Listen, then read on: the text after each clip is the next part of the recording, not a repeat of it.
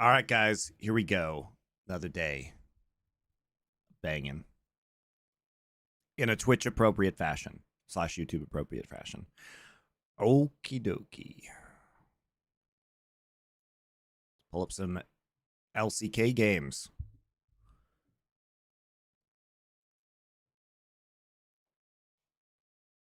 And it feels like they win more often in drafts nowadays in this current meta. So let's see what DK. I don't know if you guys saw, but holy smokes. Doe and I are popping off on TikTok. We are popping off.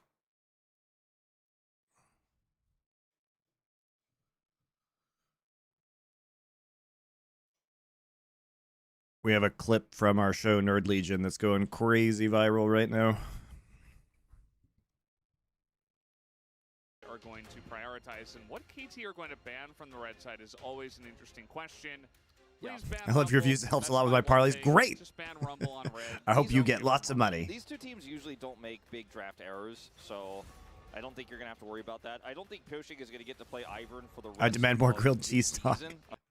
Today, Maybe I'll do a grilled cheese stream where we grill the cheese. We grill the cheese in a variety of different ways, the variety of cheeses, and do the grilled cheese taste test. Red side for KT Rollster. Aurora being globally banned means that it's.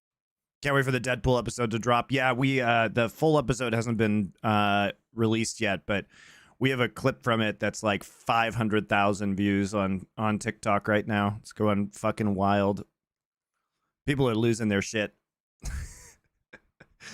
Don't criticize this Channing Tatum being Gambit, and like he really hit a nerve. Some people totally agree. Some people like hate him. It's so funny. It's a little bit more. Do you ever watch these games live or save them for stream? I mean, I do watch. I watched the BLG series live last night. Comfortable now on red side to ban things like the LeBlanc, so you can offer one extra ban towards that here. They look good. KT Rollster, Perfect's Renekton now being taken away. Some very targeted bans by both versus Way Gaming.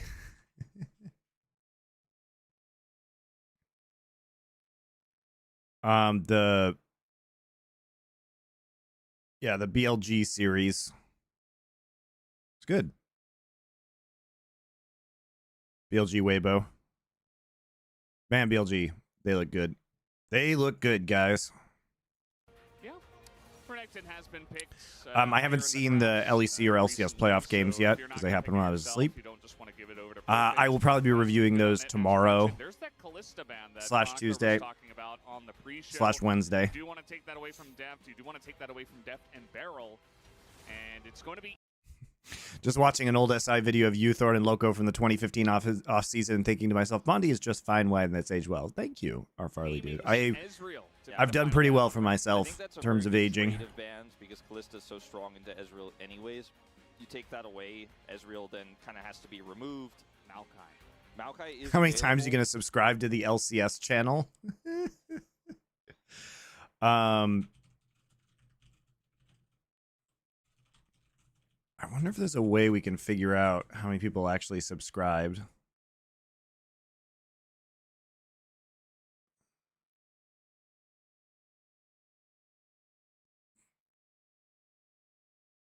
It'd be interesting to know.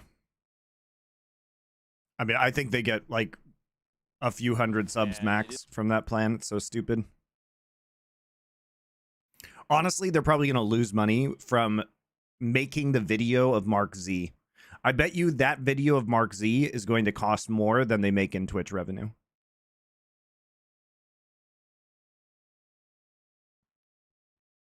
Jeff P. Oh, welcome back. Jeff P. 2662. Thank you for the sub. Welcome back. Welcome back, my friend. All right, let's get into it. D+. All right, interesting. So, globally banned Aurora this week because she has an issue with Chrono Break. Interesting to see the Maokai here because obviously when we think about Lucid, we think about a lot of Vi bans. Showmaker LeBlanc is not a surprise. in terms of banning aiming with the Ezreal, not a surprise.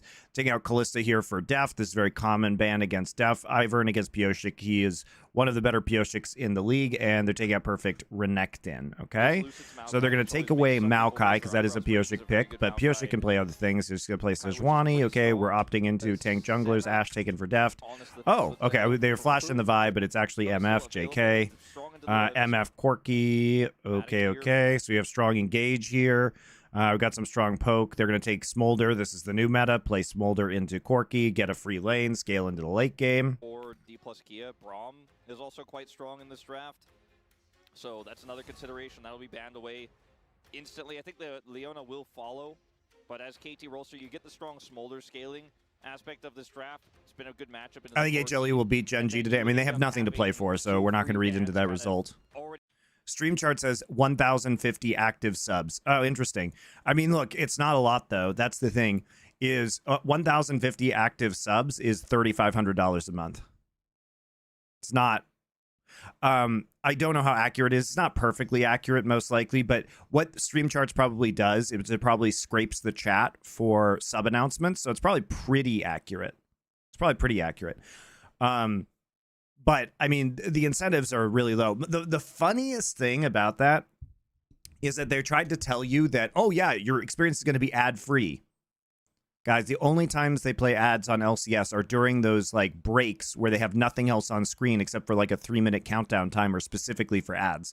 So it doesn't matter if your experience is ad-free on LCS because you would only watch ads during those timers. Right?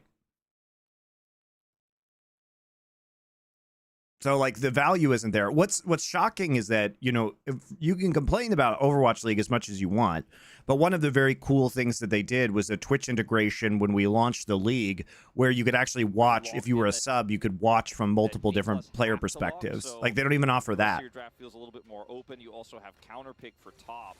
So this is looking very good for KT Rolster right now in terms of options. See, it's actually their Leona ban. But I mean, the cost of making that video of Mark Z, the cost of the editor's time, the cost to create the emotes, the cost to moderate the LCS Discord so that you can actually, you know, have, you know, these votes take place. It's gonna cost more than they actually make, I think. And if they have 1,000 subs now, it's like, it's whatever. It's a bad idea.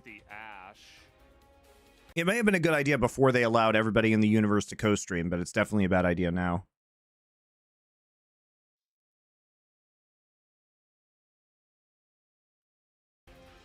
Yeah, it does make you wonder. Okay, so banning engage supports here, so we have to ban. Well, that's interesting that we're banning. So we ban Braum, then we ban engage supports, then we ban Cassante. But they're still going to be able to take Rel for follow-up. Extreme engage and frontline from KT, front to back team fighting. Gonna take Nautilus here. Nope, we're gonna take Alistair. Looking like a more punishable. No, we're just gonna take this blind. Warren's not on this roster anymore.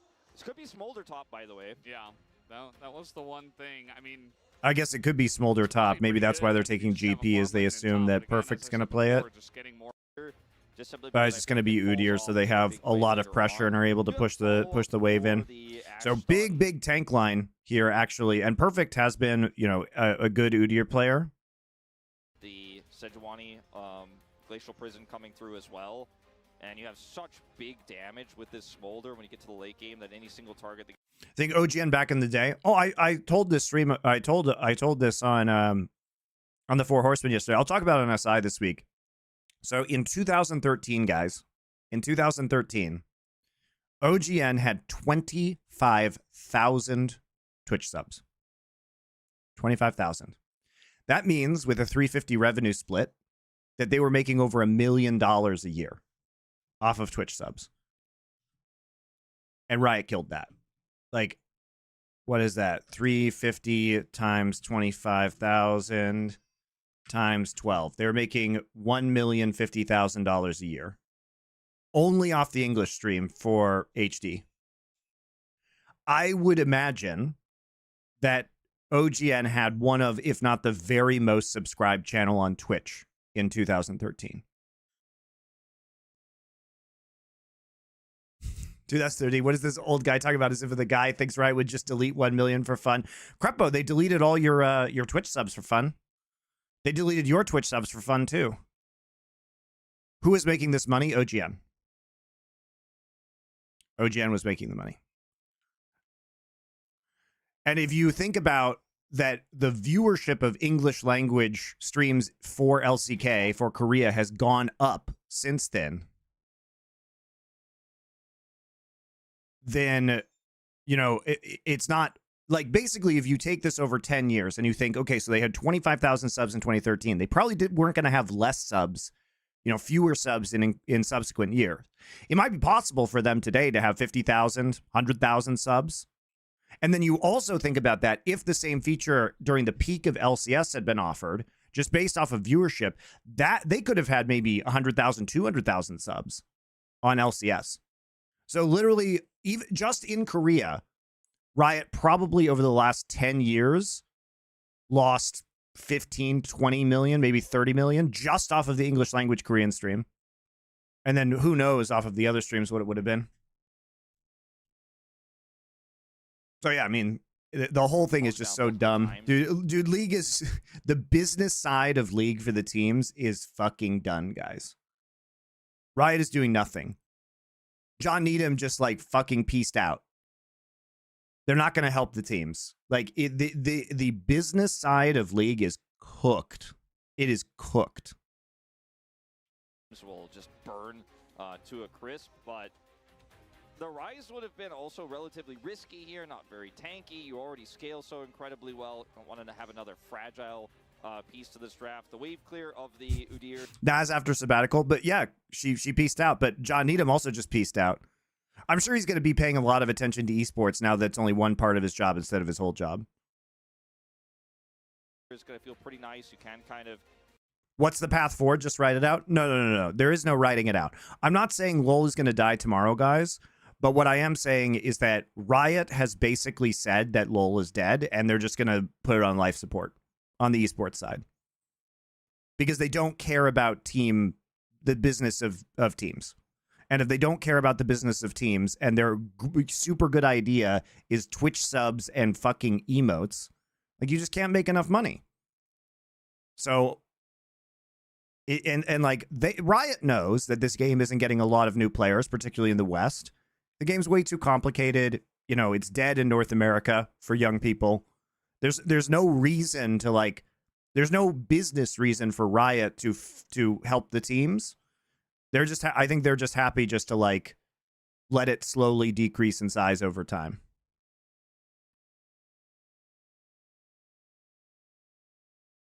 They're just gonna put more weight behind Valorant. You know what I mean?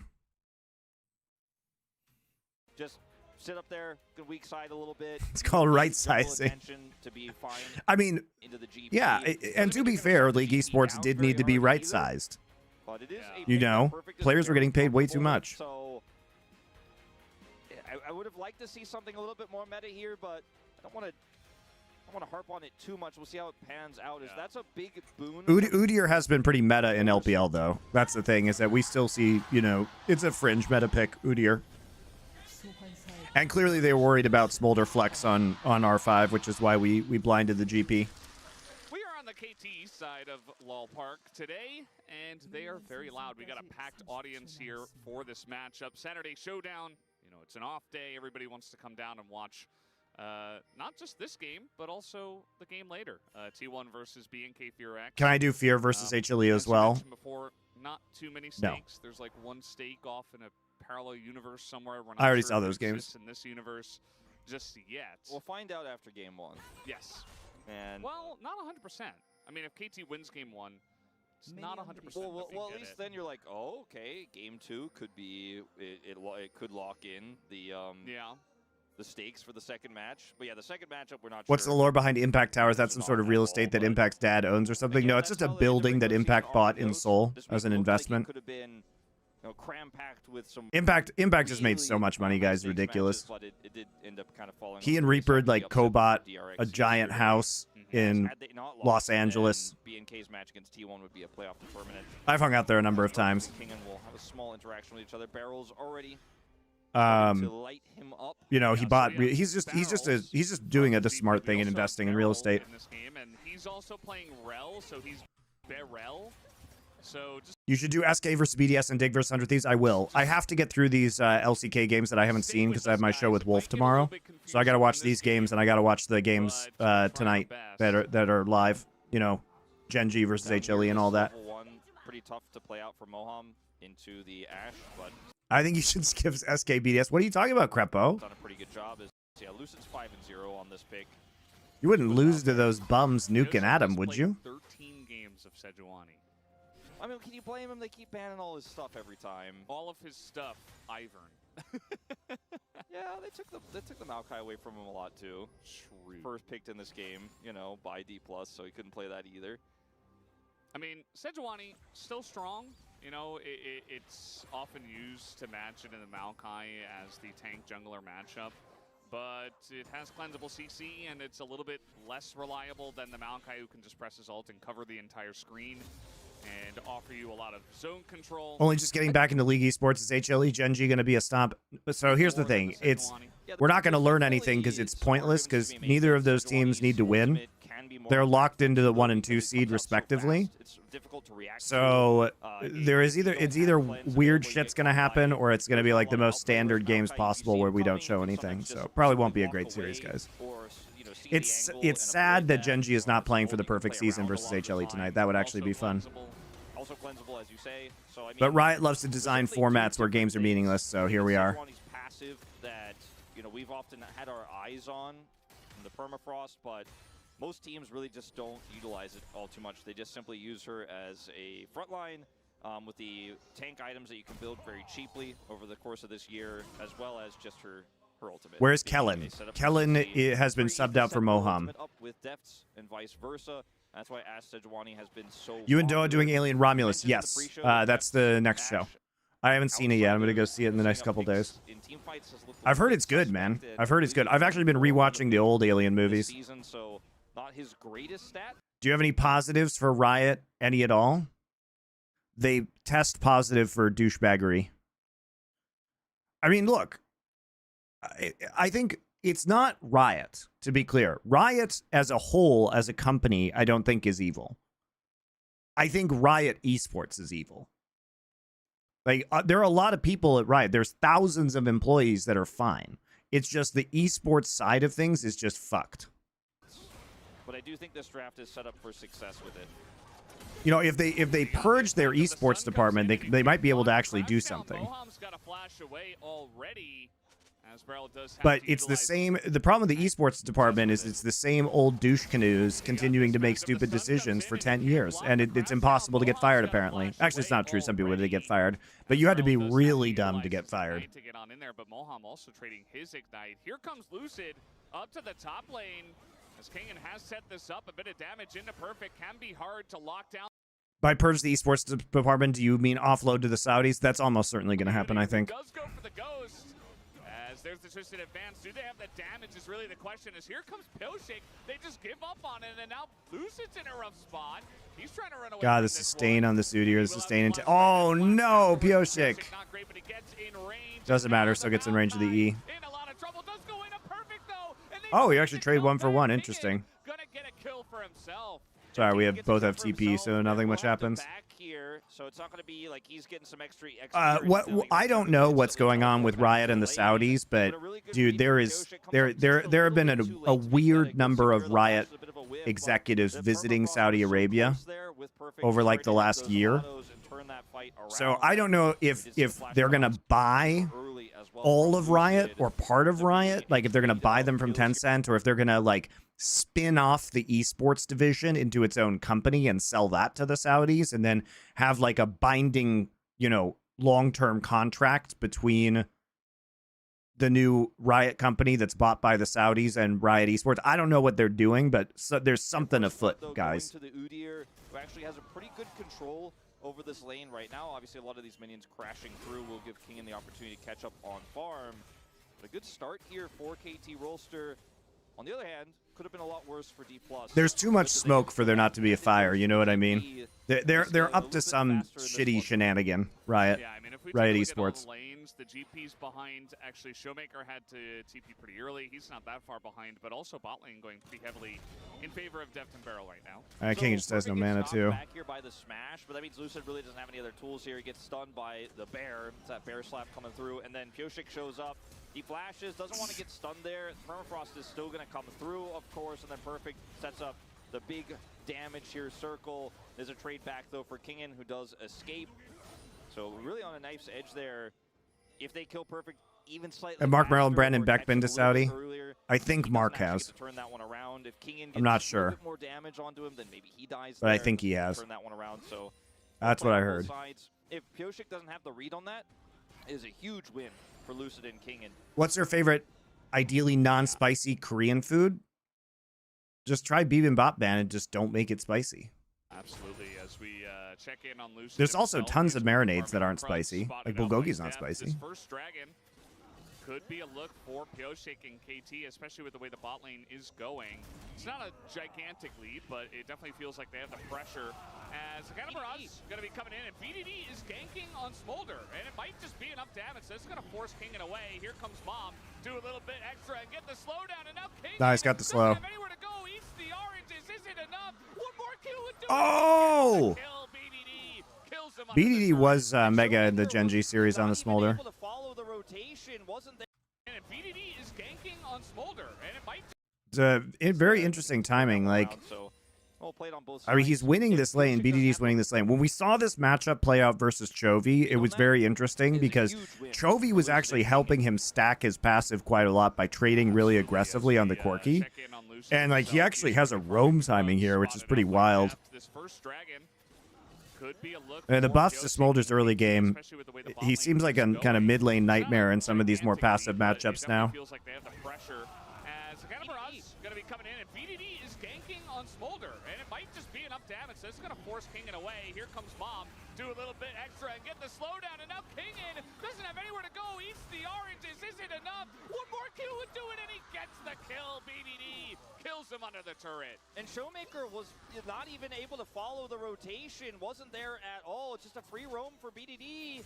And I feel like Zeri, you know, we're starting to figure out, like, we're spike on those first few late in return here, but BDD is really going to catch this wave. They're also going to get the dragon you mentioned. It's in trade for the grubs.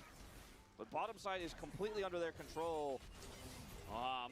Getting engaged on here, gonna knock Barrel in, but he doesn't care. Only level 5 is Moham, and level 6 is the Ash. Moham getting super low, and he will be taken down. Barrel, fortunately, gonna secure that kill, but it's still a kill for.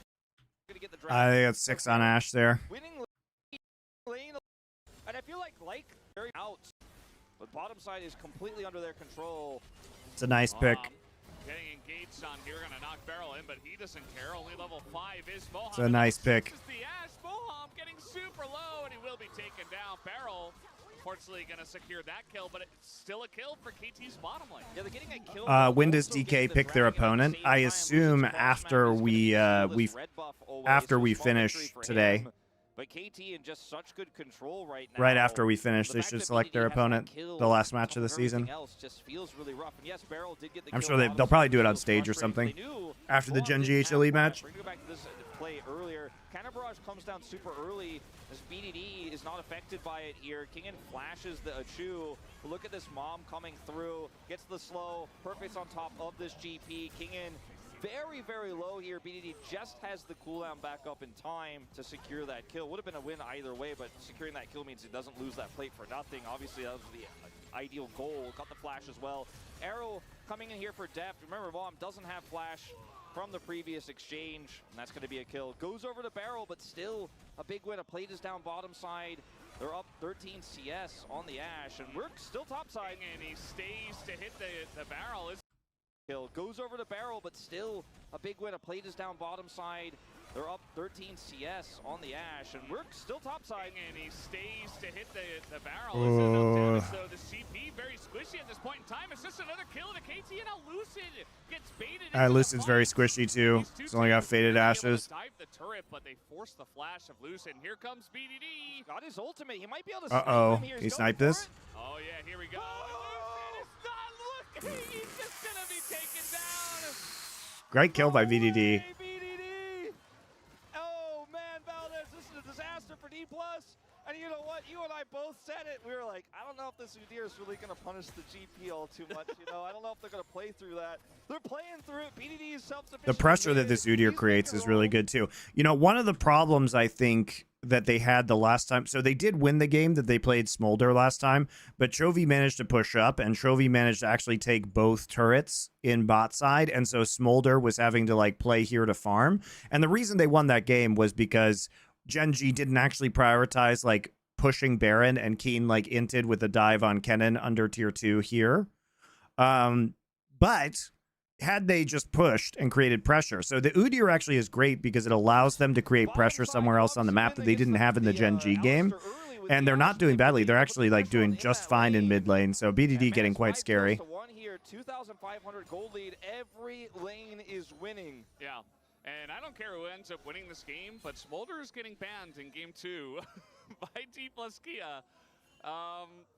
That's just incredible what he's able to do with that ult and the range. I mean, this guy's just everywhere as well, and it starts off with perfect and Pyoshik. Yeah, I mean, so he eats orange off of E, but then there's still, or he eats orange off of R actually. Doesn't ult to try to save the play here. A little bit surprising. Could have maybe tried to. Yeah, why didn't Lucid ult here? That's just incredible what he's able to do with that. It's actually super weird that Lucid just doesn't ult. You know what I mean? This guy's just everywhere as well, and it starts off with perfect and Pyoshik. Maybe they just thought he wasn't going to die because he has oranges. But he has no flash, so. Is very good. And Lucid doesn't ult to try to save the play here. A little bit surprising. Could have maybe tried to stem the bleeding there, help Kingen get out. Just didn't expect that. They were going to commit this heavily, and then just get sniped here by BDD. Pretty unlucky. Wow! Yeah, that was my reaction as well. Oh, man. Yeah, he's shouting BDD out for that one. As that's funny. He has 2 kills. He is stacking well. And he has a similar, right now in this meta. Pretty huge lead, 3,000 gold early. Yeah, it just ends up. The Corki can't punish the Smolder enough, so BDD just gets to do whatever he wants. And not every Smolder has looked like this in the mid lane. I think BDD has really been the best. Whoops. As that was a Valkyrie of all time. Totally fine. BDD sitting here with double buff and landing a choose onto Showmaker, just stacking his hearts. That's very annoying that he got double buff off that kill too. Mom, who picked the Alistair for the Rel, still not handling this lane very well himself. And I know, we love to just expect what the spacers are going to say here on the cast, but I feel like Chronicler might be raising his eyebrows at Leandri's purchase here for Lucid. Though he's not a big fan of the AP Maokai variants, would prefer tank. It's not an AP Maokai variant, and I don't understand why. I criticized the Leandris at first too, but you just can't clear the jungle without faded ashes at speed. So you have to build Leandris first on Maokai, basically. I think right now you can transition later, but you really fuck your clear speed if you don't have faded ashes. Going to be your main front line. Maokai is going to often be far away from those fights, but is going to also blow up around objective fights later on without any tanky stats. We'll see what he ends up building next, but I feel like this Leandri is going to be low value. Okay, they're going to dive. They're going to put pressure. They're going to put pressure for the dive, but they're just going to go for Drake. Trading those, so it's going to be 3 and 3. Eventually, no, they're not. Okay, so we're just trading 3 grubs for 3 grubs here. Yeah, I mean he is already just He's just free farming mid, and even though Showmaker isn't really under too much pressure, I also hate KT. Lycantro. To the Smolder. Fuck this team. Nobody's really able to threaten it because the jungle matchup is heavily favored towards Pyoshik, so Lucid can't go over there. The bot lane's under pressure, so it's not like Moham can roam. And King, and I feel like, this lane could have looked different. I think that was it. That's a cute little interaction there with the barrel. The bot lane's under pressure, so it's not like Moham can roam. Like, he's trying to get it in range so he can actually just tap it and kill the caster minions and get the extra gold, and Perfect switches to attack speed and just yoinks it. This lane could have looked different. I think The mini games are fun. He was doing okay, but he had a lot of very aggressive lane states and did not respect Pioshik, who has made his 13 games of Sejuani look like great practice so far for this match. Yeah, certainly. You know, the Udir's, his autos come in so quickly. Yeah, you see he's trying to zone him out so he can't melee these minions. It's also nice for clearing wards. We've kind of talked about this a lot when old Udyr was jumping. This might be the last year we see Deft. I don't know. Doesn't he have the military exemption now? So. You know, he's challenging the barrel placement there for Kingen, making him struggle to get setups to set up chains. So the pick actually really working out here for Perfect. We were big doubters, and we often are when Perfect locks in the Udyr. It's kind of a Perfect special right now here in the LCK, but it's making it work again. Yeah. Let me rephrase. I hope this is the last year we see Deft. I don't think that's going to be true. Than that, as now they engage on a Pioshik. This is a very tanky Sejuani. Can they get through him? Beautiful. No, is aiming. Totally whips the ult. Hits nothing. Oh. So much more than that. As now they engage. It's going to be like this strong engage, but they don't actually kill Pioshik. Not a great ult from aiming. Whips the ult. Hits nothing. And now Barrel and the rest of the team is following up here as Lucid has to flash away. So low are the health bars. As Deft actually getting a little bit too far ahead of his team. Aiming turnaround. And here comes C plus Kia, a couple of kills going their way as BDD very Remember that Smolder is still a bum in this situation. He's got 150 stacks though, so he's doing pretty well. Almost 150. He's got aiming behind him as well. It's BDD versus the world. He's definitely dead here. Aiming made up for his questionable ult. He cleanses the slow. That's huge. That is huge, guys. It's a 3,000 gold deficit that DK start this fight with. Then that is now the engage on a Pioshik. This is a very tanky Sejuani. I was going to be okay if it was just going to sit in the front line and be a sponge for the Smolder, but he has done so much more than that. As now the engage on a Pioshik. Super bad arrow from Deft there because it's immediately cleansed off by Moham. And they hit only Deft with the. It looks like they only hit Deft. They hit only Deft with the Smolder ult. Then that is now the engage on a Pioshik. This is a very tanky Sejuani. Can they get through him? The answer is no. Is aiming. Totally whips the ult. Hits nothing. Was aiming a BT at the start? Yeah, he already has BT, which is why he has the shield. So it's also the sustain that he's able to get in this fight. Like, aiming's shield gets hit by it, and then they just over pursue. And the rest of his team is too low. Smolder isn't there. They need Smolder there to actually deal damage. And Smolder's very weak at this point in the game, guys. So they definitely overcommit to this. Woo! And they're just spacing him super nicely. He's definitely dead here, aiming around the corner. You have to think. Well, he's still fighting this one out. He doesn't have his. Are you gonna watch the Macro Masterclass 100 versus Dig series? Yeah, probably do it tomorrow. This is my LCK day, guys. Always Sundays, my time. Sounds like some of the fans on our side of the arena got a little bit too enthusiastic about how the early game went. The fight and the turn looked so good. Like, Barrel's there for the ultimate, right? And when you see this, everything goes into a Sejuani. Sometimes you're like, oh, well, that's how you lose a fight. But they still had positional advantage. BDD drops his ultimate down here. The bullet time doesn't really do anything. And you're like, okay, this should be good. Flash forward from BDD hurts a lot, too, later on. Call here, the ultimate only catches Barrel. Like, BDD's walking Def does throw this, though. Like, his ult is bad, and then his positioning is bad. BDD is there. He stacks a few Qs in this fight. Then you're going to feel a lot better about how this one goes, because his ultimate essentially helped them win it. And that's the big power point for this Smolder. But now, these low health bars, 1v3, 1v4, as aiming comes around the corner. Down he aiming goes. redeems himself. Swing of gold over to D+. A shutdown to aiming from the Smolder as well. 3 kills on the Misfortune. And yeah, I mean, KT is still ahead on gold by 1,000, and it's Infernal Soul in this one.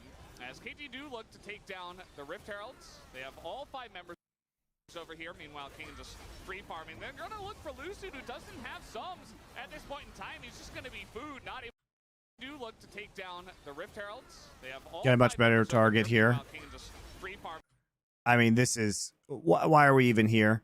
Why are we even here for D+? This is so silly. We have GP pushing tier 1, and we're going to get GP super strong. We can absolutely afford. We should be pushing mid right now. D+ should be pushing mid. Instead, they're just coming into range of all of the CC from Barrel, and then the follow-up arrow onto Deft. Like, what the fuck are we actually doing? Yeah, that Leandri's not really going to help him in this situation, but, you know, I don't know if he had any other tank item first, if he would have lived either with all that CC. Super frustrating, though, when you've got to be the guy up in the front line. You've got to be getting that information, that intel. He just ends up getting left out to dry, unfortunately, and Perfect's going to come over here, challenge Kingin. Yeah, I mean, this is a really long lane. Perfect, a little bit unsure about himself, doesn't want to be next to the barrel, but he's got Ghost up, so he's still going to continue chasing. Turtle to absorb some of that damage, lands the stun. Kingin in a bit of a rough spot. He's also got Pyosik coming over. Kingin desperate to take down Perfect, but he can't quite do it, as now it's a 3-on-1, and Perfect will net himself. That's funny. Kill. Yeah, I mean, meanwhile, on the other side of the map, you know, there's a turret up there, and it's not going to be Showmaker putting any pressure onto that one. A lot of, you know, resources had to be used to bail Perfect out there. Of that exchange, guarantee he gets the kill. But he's able to shut down the push onto the inner. They pick up a kill themselves. Showmaker doesn't get anything cross-map just yet, as BD's just going to be sitting up there stacking. Deft moved into the mid lane. So pretty big win here for KT. They still have a gold lead. And if the Misfortune setup isn't there, will necessarily be all too useful to Aiming has all that money, as Lucid's just up here trying to control Banana Brush, try to set up for an ultimate here to contest this Rift Herald. They know the Smolder isn't that strong just yet. Yeah, this is one of those LCK we don't actually need a replay. Shutting down this GP, moments. still was able to farm quite a bit alone there. I wonder if Udyr is amazing in scrims. I just don't understand that top pick. Why not? He creates immense pressure. He creates immense pressure in lane. He can proxy farm. He's super annoying. And they don't need him to do anything besides be a damage tank, you know, front line in the late game. No, they haven't. They don't need engage. Like, they don't need engage. They have Sejuani, Ashe, Rel, right? It's all about protecting the Smolder and kiting in the late game. And Udyr is excellent at kiting, right? As long as you're first on objective, the Udyr is good. And also, crucially, what it does is it distracts from, like, pushing. It creates a winning lane for you, which you just, you know, with Smolder, as we saw in the Gen G game, that KT won it, but again, I don't think they should have won that game 3. You know, they were pushed in really hard across the map.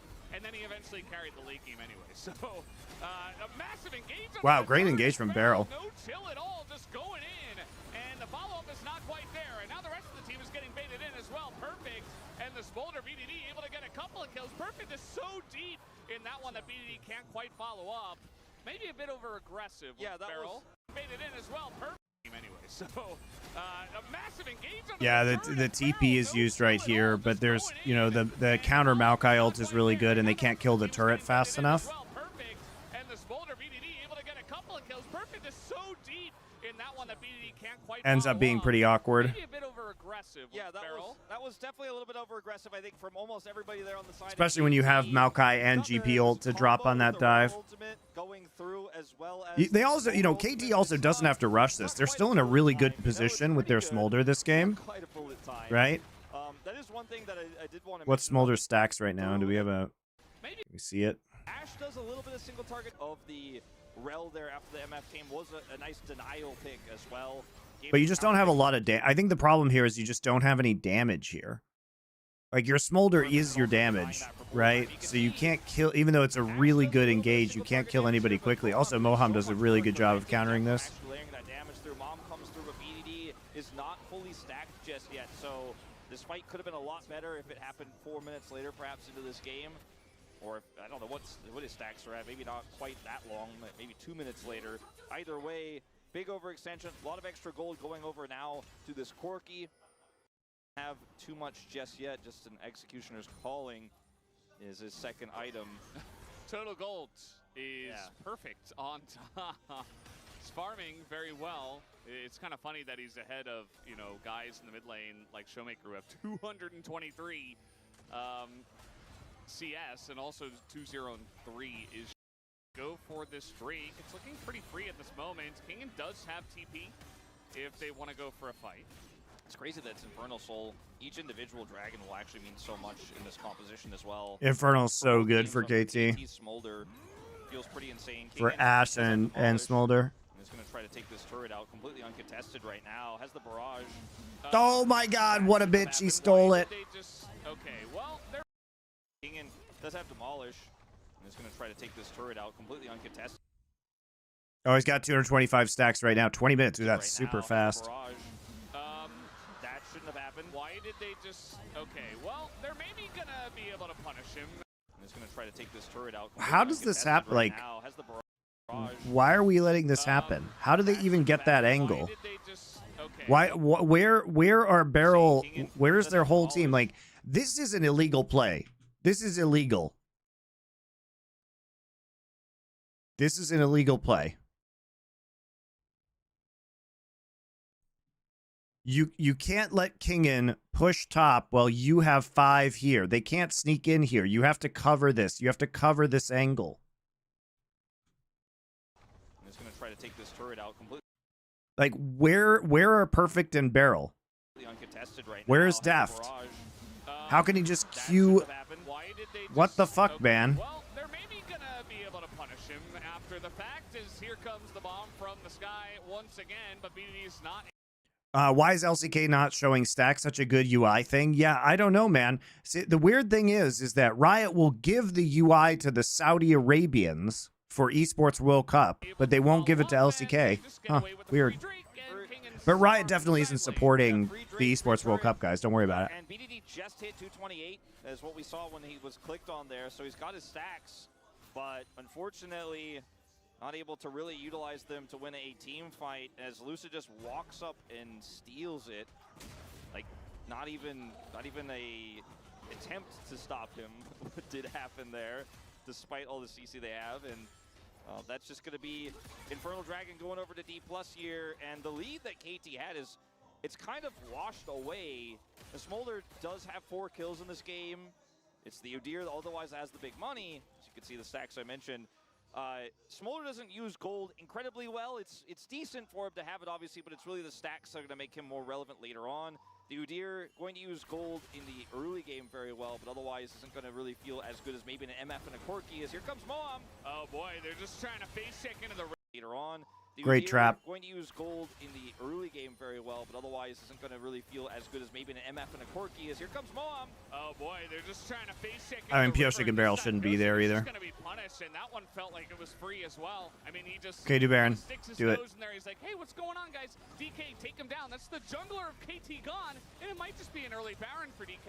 The Baron speed is so fast. Really burning them down. I mean, there's a very late rotation over from KT. They're just not really in position to challenge this either. I mean, Then I'm Maokai ult. Oh, Maokai ult's right there. Sorry. Mohan doesn't care, and now you've got the combo, the turn coming in. They already took the Baron, and BDD can't do. It's actually a nightmare for KT that they give up Baron this early. They get so much value out of this. They're just wondering if they want more. Get best. Death's flash. Oh my god, what are we doing? Deft and BDD just running away from this one. DK, they get Lucid, buddy, what are you doing? Wondering if they want. You see that they have a ward in there. Oh my god, he literally just he trolls himself. He just gets hit by EQ. What the fuck, man? Lucid? And well, I guess they wanted more. It's not looking good though. They need to flash away. BDD nearly dies. And now might just be flashed on here. The cannon barrage gets him and a big All right, one nice to the cannon face barrage. of Deft, and it's not looking good though. It was on cooldown that whole time, guys. So they were actually this is actually a good play for the most part because they knew they had cannon barrage. Deft's gonna have to flash. And well, I guess they wanted more. It's not looking good though. They He also gets wrecked by MF. BDD nearly dies. And now might just be flashed on here. The cannon barrage gets him and a big one to the face of Deft. And finally, DK find that little bit of extra value. Yeah, the double up on Deft really fucked him up. The minion wave being there Surge into the lead. Yeah, allowed them to hit him. Pick onto Pyosik there. there, just no control over that part of the map, and he just sticks his nose where it doesn't belong. So to kind of continue with your analogy, and D+ winning some big fights here. That's a huge mistake. Kind of for free. I mean, stealing the dragon to start. And then here, like, KT are just in no position. The rotation over is so late, so slow. Even with the lackluster ultimate coming through from Lucid, they just end up having way too much here for KT to handle. So why they were pursuing it is that the call was that GP ult was coming back up. Look at this, though. Watch BDD. Not gonna really be too useful. And then Double up right there. kill back. Chunks him. Almost kills him. Disaster, and they were able to take off one of the Barons. But this just wasn't worth it for KT, and it all starts off with that pick onto Pioshik. I mean, this is just self-explanatory. Perfect gets away, luckily for him, but it feels like a consolation prize as the Corki is very big now. He was very muted for most of the early game. D+ had a lead, now it's a significant lead, a nearly 4,000 gold lead, 3,200 of which off of this Baron power play. And yeah, you've got a scaling Smolder, but you don't have any map control, and I don't know if you're going to get it back anytime soon. KT Rolster hanging by a thread now after having this game completely in their grasp.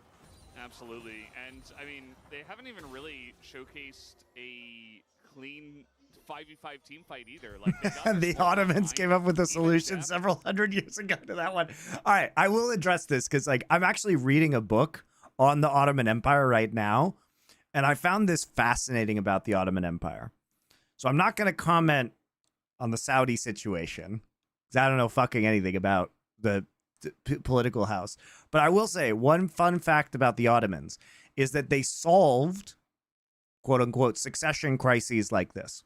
So there were not succession crises during the Ottoman Empire, right? Like how many 1,000 years probably of Ottoman rule?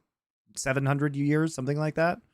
And the reason why that happened is because when the ruler of the Ottoman Empire would have kids, so like all his sons would be sent to different parts of the Ottoman empires, and they would all grow up there, okay?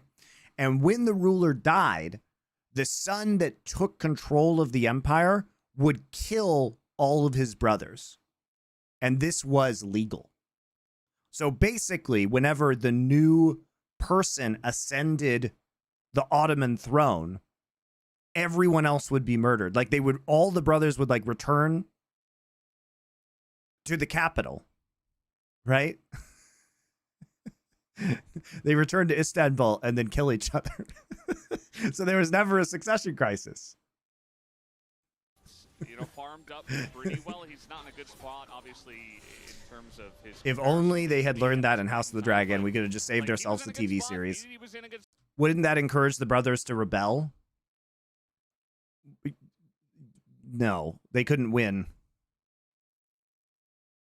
But we just never saw a clean 5v5, and DK just got all of the mid-game picks, and now, I mean, it doesn't really feel like KT have a good way. Did I watch Rings of Power? No. I talked about this in draft, like, yes, you've got the Smolder, you've got great scaling, but DK from ahead, you've got Corki GP and MF, who's just farmed out of her mind. What are they going to do against this? Yeah, and without map control, it's hard for Beryl to set up engages. So, maybe if D+ overextend or go in, but their comp doesn't really go in. Yeah, don't. Well, sits back and sets up combos. I'm going to have to for Nerd Legion, unfortunately. He cleans up if somebody tries to engage. He does so much damage. He has his RFC because the new season's coming out in September. They have lockdown, but also they have a ton of zone control. Yeah. So, as Beryl, your agency now is super low in this game, and the Udyr is more ahead than we thought that he was going to be in terms of gold, but how well is that going to translate into this late game now as a Spirit Visage? Yeah. It's like, cool spike, bro. Doesn't compare at all to the GP, and we talked about this not 5 minutes ago. Like, Kingen, he got put down very hard in the early and mid-game, but it just doesn't matter, because now he's GP in the late game, He's not farmed out of his mind, but it just doesn't matter. Close to Infinity Edge, though. He's going to get stronger, but it's just you need time in a team fight with Smolder to actually win it. And if he gets hit by a barrel chain, that's the end of the fight. If he gets hit by the edge of an MF ult or caught by the Maokai, then that's the end of the fight. if he doesn't get caught by the Maokai ult that's well placed, it's because he's too far away from the fight, which means the fight is lost. You know, it just feels like when you look at what D+ have, now that they gave up the first of the Infernal Dragons, Whoop. they gave up the second one here because there was no way for some vision around it now, but it's not spawned yet. Kingen just farming up a storm, level 16. Yeah. Makes you Kingen's wonder, super I scary. mean, it went so well for Perfect and Goshik early on to shut down Kingen. Is there anything else they could have picked that really just shuts it down harder and scales a bit better to maybe, you know, utilize their lead a bit more outside of just relying only on the Smolder and the Ash?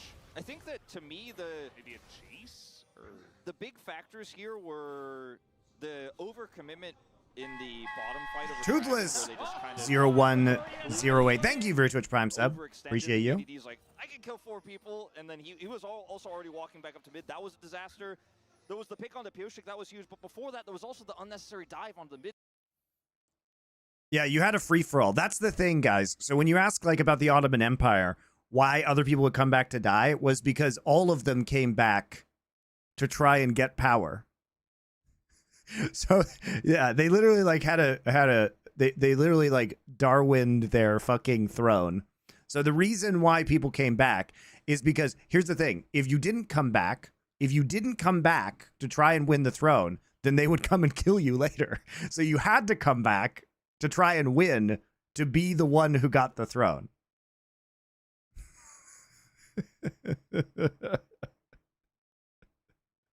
It was actual Game of Thrones shit. It was actual Game of Thrones shit. They should actually make a TV show about one of these successions. It'd be banger. Turret. I feel like they tossed their lead away multiple times in this game. They had enough of an advantage to where they could have just played slow. And What have you thought about Bo Nix so far? Too early to tell. But it's encouraging. I mean, the thing that matters is that Sean Payton has faith in him, right? And it seems like his teammates also have faith in him. So we'll see. I mean, I expect there to be, obviously, he should be the starter. And I expect I mean, he's going to be a rookie. He's probably going to make some good plays and some bad plays. And the Broncos will be like a 7-9 team. Or an 8-9 team, whatever. There's 17 games now. You guys know what I mean. the pick on a Pioshik. Maybe they'll be 7-10. You know what I mean? Baron was pretty huge. Not to mention the team fight after. It's gonna take a couple years to figure out whether he's actually good or not. You know, honestly, like I don't care if they get 4 or 5 wins this season, guys. If that means that they get a good pick next year, that's probably the best thing that could happen to them. 5,000, but being a mediocre team is probably bad in the long run. That's about it. The game isn't over by any means. I mean, BDD is still kind of fed up. The Broncos or the Patriots? The Broncos will definitely be better than the Pats, dude. The Pats are fucking garbage. So we'll see. I mean, it's really going to be up to him. I mean, the Broncos were like a 500 team last year with a fucking terrible quarterback. Like Russell Wilson played like garbage, and they were still halfway decent. So we'll see if KT can make something out of their new situation in this game. Yeah. When BDD gets Leandries, that ends up being a really nice late game spike because it means that. You mentioned 3,000 Years of Longing on Spit Roast. Did you like it also? Did you? Yes. Yes, I do like that movie. Pretty consistently with all of his abilities, including his Q, of course, but we burning health bars down. Something like he just did there with the Achu would be much more valuable if he had that. That is an Alistair that's going to counter-engage onto Perfect, who is getting pretty low. He is Udyr trying to run away, but now the engage follow-up onto everybody. Mob comes down.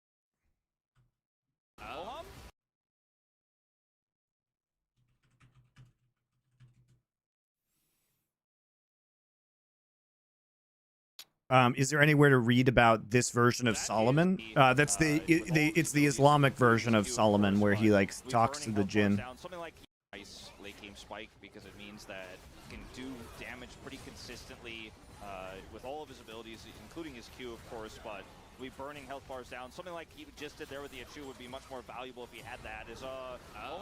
Why are we repeatedly trying to engage on an Alistair with ult?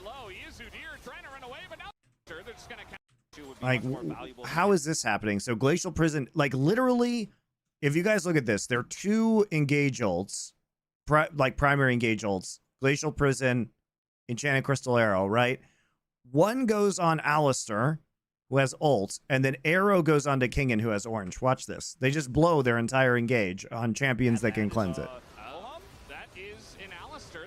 And then We get the Maokai ult coming in. Watch this. Arrow hits King in. Instant cleanse. Pretty low. He is Udyr trying to run away, but now the engage follow-up onto everybody. Mob comes down and everything is burning as Solo are the health bars. Aiming not able to do much. Aiming's MF ults have been questionable. But BDD? A little bit out of this one, but just has to get away from Okay, Perfect. I got scared for a second. In a really rough spot himself, trying to take down Pyosik. Showmaker gets one. Actually ends up being okay for KT, surprisingly. In a big way, 3-1. BDD actually plays that super well. Pyosik still alive here, has his smite. Showmaker. I'm not a fan. I think KT could have absolutely won this game, though, with some better engages. Like, it should not be going like this. BDD's positioning, though, I mean, Pyosik and BDD are playing this well. Like, he's meat shielding for the Smolder. And Showmaker's actually kind of caught out here. Great combo. Really good combo. Moham shouldn't have flashed there. Whatever. And now Moham trying to just get a little bit out of this one, but just has to get away from Perfect. And now aiming in a really rough spot himself, trying to take down Pyosik. Watch Star Wars A New Hope for the first time today, except for the sword fight between Darth Vader and Obi-Wan. It wasn't terrible. Oh my god, dude. So what was cool about the sword fight or the lightsaber battles from the original trilogy was it was much more like medieval sword fighting, right? It was like longsword sword fighting instead of like fucking stupid CGI wuxia garbage. So, and by the way, the point is that it's not supposed to be a fight. The point is that Obi-Wan gives up willingly to give them a chance to escape. All right, it's not supposed to be a fight. And by the way, the Empire Strikes Back actually does have a banger sword fight in Cloud City. That's bait. It definitely is bait. Besides, like, A New Hope is like pretty good, but Empire Strikes Back is by far the best Star Wars movie. So Moham, not the greatest target to engage on, but this kind of baits D+ and feeling like they can actually turn this fight. Lucid drops his ultimate early, and then there's no follow-up as Perfect tanks everything, and the barrel goes in for the 3-man Magnet Storm into Crashdown. Look at this mom damage, plus the burning from his Qs. And Showmaker is able to trade back. I just thought the fight looked weird. Yeah, because it looked like a real sword fight, and you're not. Hollywood has trained you not to understand what real sword fights look like. That is really all they are going to get out of this one. Showmaker has to just kind of walk home in sadness after he kills Def, as the Baron will go to the way of KT Rolster. And we're tossing it back, Valdez. We are tossing it back. D+ still with the gold lead, but let's see if that lasts here. Baron should lead into KT Rolster's first Infernal Dragon of the game. It should. I'm glad that you say it that way. If you take away the lightsaber duels from the prequels, they have nothing. I mean, I don't even like the lightsaber duels. Pod racing is cool. That's it. You know, you wonder why the series are always so close between DK and KT. Well, this is why. A lot of the games look like this. Where's Rogue One sit in your ranking? I mean, Rogue One is... People desperately want Rogue One to be good, but it's thoroughly mid. The problem with Rogue One is it has... The plot is fine, but the characters are fucking garbage. And I challenge you to even name all the characters in that movie. If you compare the characters of Rogue One to Han Solo, Princess Leia, these characters, they're shit. They're shit.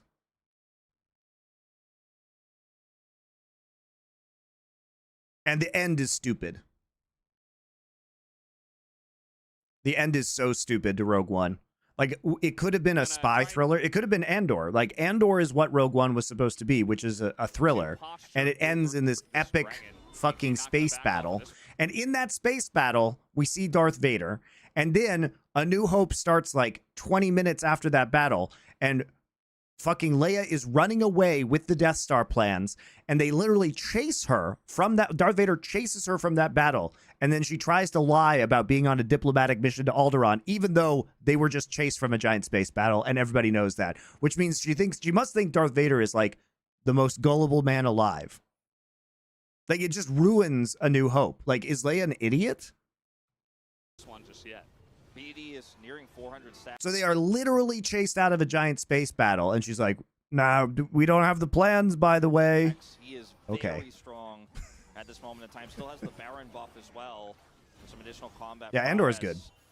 See if Rel can find that engaged barrel on the flank. Yeah, you see Showmaker trying to tip away. KT not really pushing Lucid out of this one, though, so he is in, and it goes to prowess. See if Rel can find that engaged barrel on the flank. Yeah, you see Showmaker trying to tip away. Okay, GP zoning right here, trying to get in. All right, I mean, they just combo it. You know, they combo it with MF ult. It's a huge flip. Huge flip.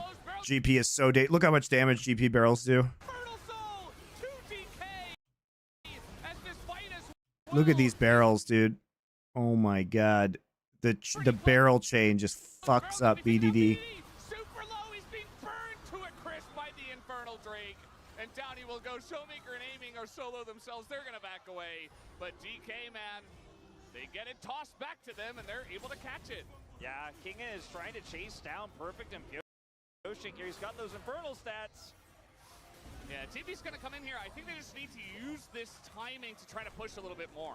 Yeah, they're going to try to turn this into an inhibitor. They have this huge wave here. Even though KT have Baron buff, those Baron minions aren't going to defend this inhib. And if anyone else dies, I mean, they might. Well, I do BLG versus Weibo. I watched those games live last night. 20 seconds. All right, they're just doing a little bit of posturing. It's a bit of a stompity stomp.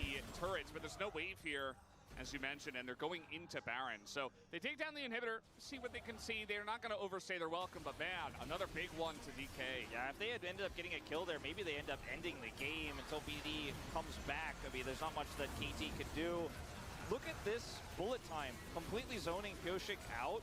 The BDD gets that. I think Kingan's the real hero of this fight, right? Look at this barrel chain setup. He literally ults BDD, forces him forward, and he walks into the barrels. Not a damage threshold to actually kill Showmaker with his Q there. Leandres helps out, but Showmaker's just in a better spot because Corki has those rockets coming through. He's outranging the Smolder, and the Cannon Barrage kind of makes it so BDD has no win. Like, do I die to Cannon Barrage or do I die to Showmaker? Yeah. The zone control from GP. T1 plays KT in first round, right? The draw hasn't happened yet. But the barrels that Kingham was hitting in that fight is just, it's but unbelievable. One would imagine that's how it's going to go. He has his IE, and he's looking at a fourth item soon. He's not up there in the damage charts, but the burst damage where they really need it is coming from him, just getting BDD low enough to take down. As BDD obviously on the Smolder is going to rule the damage charts himself, but again, he can't do it all by himself either. You know, he can burn them down, but eventually he gets taken out, and there's a lot of threats on the side of DK as well. Yeah. This game is just going to come down to the Elder fight. I think with the inhibitor being the bot inhibitor, it's actually pretty nice for KT because they can just consistently clear that one and try to get price. So you can see the extra damage he has here from those stats. That 625 execute will be helped by the Leandres burn as well. So then, you know, this composition doesn't necessarily end up winning out because we talked about how there isn't a great frontline for D+ necessarily. Like Warmogs is done for Lucid now. They have the Alistar with the ult, which again, sometimes you just get chain CC'd and killed. But I think the real frontline is Bullet Time and Cannon Barrage and the Maokai ultimate as well. So if KT get a Sejuani ult onto somebody, but then there's a Bullet Time on top of said target, they can't follow up on it. And that's kind of how these fights have looked. And if Barrel doesn't end up setting them up, BDD just needs so much time. And during that time, he has to deal with a Fed Misfortune as well as Cannon Barrage and Barrels. And also, I mean, you're talking about like very, you know, 5v5 straight up fights. I feel like we've gotten one of those. Like the last fight we had was one of those, but outside of that, it's been a lot of just skirmishes and a lot of people getting picked off left and right or crazy overextensions and, you know, face checks into lack of vision. So I feel like we need to get past that point first. Yeah, that's a good point, because this game could just be decided by like Pyoshik walking into a brush and dying, and then the Elder goes over and we're like, all right, cool, that was a fun 38-minute game. That does happen. That happens, you know, it shouldn't happen, but it does happen. They're going to clear this wave again and just make, you have to kind of juggle between that and the Elder. The Elder fight. Okay, we're just trying to bait out here. Deft able to check at least with some hawk shots. Barrel in a little bit of trouble as he is having to crash down, and now he has to. Okay, forces flash. Ton of damage It's done the other way though, aiming super low, in goes perfect, and he's just gonna die. Oh, perfect. As he is having That's unfortunate. So they do force out a lot there. to crash Right, down, they and now he has force to Barrel's as flash. well. He can't engage Undamaged, anymore. done the other Perfect way, though, goes aiming in. He super tries to get into the back line using low, in Ghost. He goes tries to, perfect, and but the damage is so he's huge. just gonna die. Tries to get the kill on Oh, Aiming, buddy. as it There's just no crashed down, and now follow-up. he has to flash as well. Ton of Right, they can't damage walk through done the this other way. brush because Moham is zoning. Moham plays this really well. Moham's been pretty good, guys. He plays this really well. He just goes ahead and ults in advance because as soon as he sees this coming in, he knows his job just has to be to damage sponge I don't know. and zone out on the brush. Some hawk shots, Barrel in a little bit of trouble as he is having to crash down, and now he has to flash as well. Ton of damage done the other. Like he sees perfect and then he immediately comes back in, tries to CC him. Lucid doubles back, W's him, and then he just zones out the rest of the engage. To crash down, and now he has to flash as well. Ton of damage done the other way though, aiming super low. And he also tanks the Glacial Prison, which is pretty huge. Deft had already used Arrow. With some hawk shots, Barrel in a little bit of trouble as he is having to crash down, and now he has to flash as well. Ton of damage done the other way though, aiming super low, in goes perfect. Where's the arrow? With some hawk shots, Barrel in a little bit of trouble as he is having to crash. Oh, there it is. Flash as well. It hits aiming, that's why they make the call, and then they see him, so aiming flashes immediately. It's just too late, and there's no follow-up, and Moham does a really good job of zoning. As it's just kind of a drive-by into death from Perfect, and now he's dead. I don't know if that's necessarily going to be enough to get Baron, though. BDD has TP. He's going to back and come Aiming back has over. VT. I mean, he's just going to heal up, and yeah, There's no follow-up on the arrow. There's no follow-up on the engage from Perfect. No one was dealing with this, and that's the Baron pull that really does KT in here, because if BDD could come back to the fight with full health, maybe they could win it.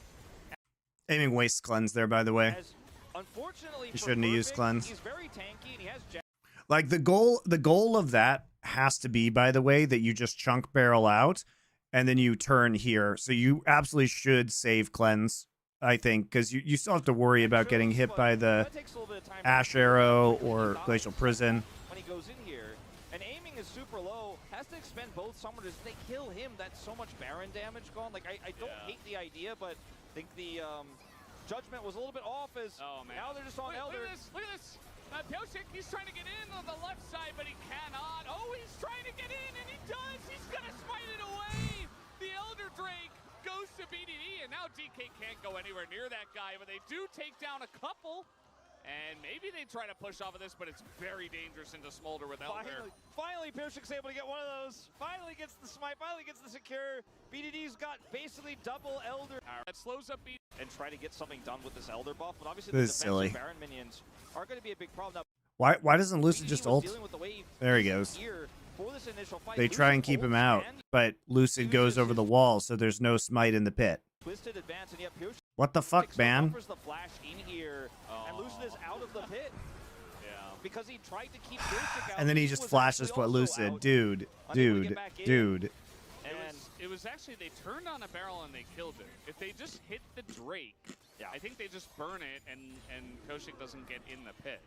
But because they wasted a little flash in here, and Lucid is out. Does Lucid have smite? No, he doesn't actually, you're right. He's trying to get in on the left side, but he cannot. Lucid doesn't have smite. That's why he goes out. He has no smite. Actually, it is a good play by Lucid to go out if he doesn't have smite, because nobody else can get into the pit. It's a good play. I take it back, guys. It's actually a good play because he didn't have smite. That's a proper play. Finally, Pioshik's able to get one of those. Finally gets the smite. Finally gets the secure. BDD's got basically double Elder here in this one. So, as you say, D+ cannot. Gonna come down, and yeah, they're just abandoning Lucid. They're like, yeah, get out. We need to run away. And it's actually the sapling that slows up BDD and doesn't allow him to get in range. Respawn's coming through here for KT. Pioshik's up in 10. Barrel just respawning now. There's no objective to take. They just need to group and try to get something done with this Elder buff. But obviously the defensive Baron minions are going to be a big problem. Now BDD was dealing with the wave, isn't here for this initial fight. Lucid ults and uses his twisted advance, and yet Pioshik still buffers the flash in here. And Lucid is out of the pit. because he tried to keep Pyosik out, he was actually also out, unable to get back in. And it was actually, they turned on a barrel and they killed it. If they just hit the Drake, yeah. I think they just burn it and Pyosik doesn't get in the pit. But because they wasted a little bit of time to kill the Rel, it just ended up that he got in right on time. Yeah, it was a really good attempt by Lusa, but the rest of the team was thinking elsewise as Moham is taking a lot of damage very fast. And keep your eyes on those white lines on the health bars between the Elder and the Smolder that it just does so much tick damage. Does still have his GA available as well, so you really have to consider, okay. They're just going to run into them. I mean, he's got Elder, but Elder go deft as well. Jeez, the damage from the Infernal Soul is just ridiculous. And it's a trade of 80 carries, one of them which had Elder. I feel like DK will take that, but it's still KT in control of the mid lane for now. They need to get an inhibitor, though, I feel like, and there's only 20 seconds left. Unrelated, but do you have any thoughts on the Valve TF2/MOBA? Well, guys, in a theoretical universe where I had invites to that game, I wouldn't say anything about it because I'm not supposed to. And I actually, even though obviously it's not an NDA, I have courtesy to respect the fact that I would have gotten an invite to that game. And then BDD's ult comes down here as well. Kingen will also have to flash. They do end up getting this inner, but that's D+ saving the inhibitors. We reach 40 minutes and we're doing the same song and dance. Elder and Baron will be up similarly timed. But I would say that I've heard from other people who may also have access to this game. Like a minute 10, the difference. That's quite good. BD continues to stack here. It's getting stronger and stronger. So it's real? Oh yeah, Deadlock's real. But it is nearly a full build GP as well. So if he gets burst down, if you go into the GA is like a myth that like, oh, he'll revive and then he'll do things. If you go to the GA, that means your damage is gone during the animation of the GA, and you probably lose that fight. Maybe one more Q after the fact. It really depends on the situation in the fight, right? Like how it's going, how many members are left, is he in danger, does he have allies to protect him as he's reviving? Yeah, I mean the GA stats are also incredibly valuable, so it's not like you shouldn't buy this item. But it can be... Alright, we're just in Resident Sleeper until the next... Yeah, this is just game one. Like, we might have 3 of these. That might just happen. And if KT win it, they still keep their chances of a tiebreaker alive as well. So interesting. Cosmic Drive in GA. Today's match. And you see DK, they're playing very respectfully because they know, just one Q could mean the difference. If they engage, there's the ult. Moham has to get away from that one, trading it with the Ash Arrow. But the Ash Arrow has a lower cooldown, so KT kind of win in that trade. Absolutely. Huge win for KT. And Moham is no longer really going to be a tank in this next fight. Baron, 40 seconds faster than this Elder, but KT still surfing between the two. Neither team having any decisive vision on these objectives. KT having a little bit of the influence. Yeah. We're just sitting mid. And we're just poking. Yep. And I feel like that should just go the way of KT because they have the range on the poke. They also have the Smolder. Yeah, Cosmic Drive did get buffed recently. The MF not going to be as good. Yeah, you see like some barrels thrown in, some missiles as well from Showmaker. And yes, that is going to do damage. A little bit of MF poke. Neither team is going to make their move as there is. And, well, it's just, okay, Moham getting pretty low. He has to flash away. All right, so that time they ult the cow when he doesn't have ult up, which does give you more value because they're able to get some good poke on it. And he's super scared about being executed off the burn. Lucid holds his ult there though, which is interesting. TP the other side. They don't have GP ult anymore though. So at least he's got that. So Moham has ult now, so he actually was able to heal up. Shout out to the value of Warmogs in this situation. So the fact that they have Lucid's ult now is pretty huge. Because right now, KT has no more engage ults left. They have no more engage ults left. Except for Beryl. Beryl has flash, luckily. Everyone's got their eyes on right now. He has flash ult, and D+ need to respect it. Oh, they're TPing bot. They want to end the game. They don't care about the Elder Drake. They want to take the game. Here comes the barreling. Interesting idea here, because they have the wave at the inhibitor. So they're just trying to use this as an opportunity to end the game. This is such a big risk, though. Like, honestly, I think it is better for D plus to fight this 5v5 around Elder because they actually have a bunch of ults up. Like, they have Alistar ult, they have Maokai ult, they have MF ult. Oh my god, they get it anyway. That's so insane.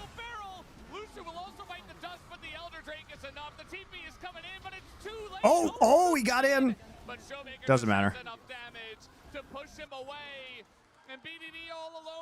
That is such an insane gamble, though, from D+. I really think it was better for them to just fight 5v5 here.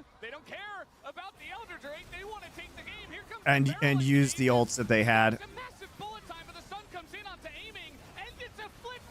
That's a crazy end to this game.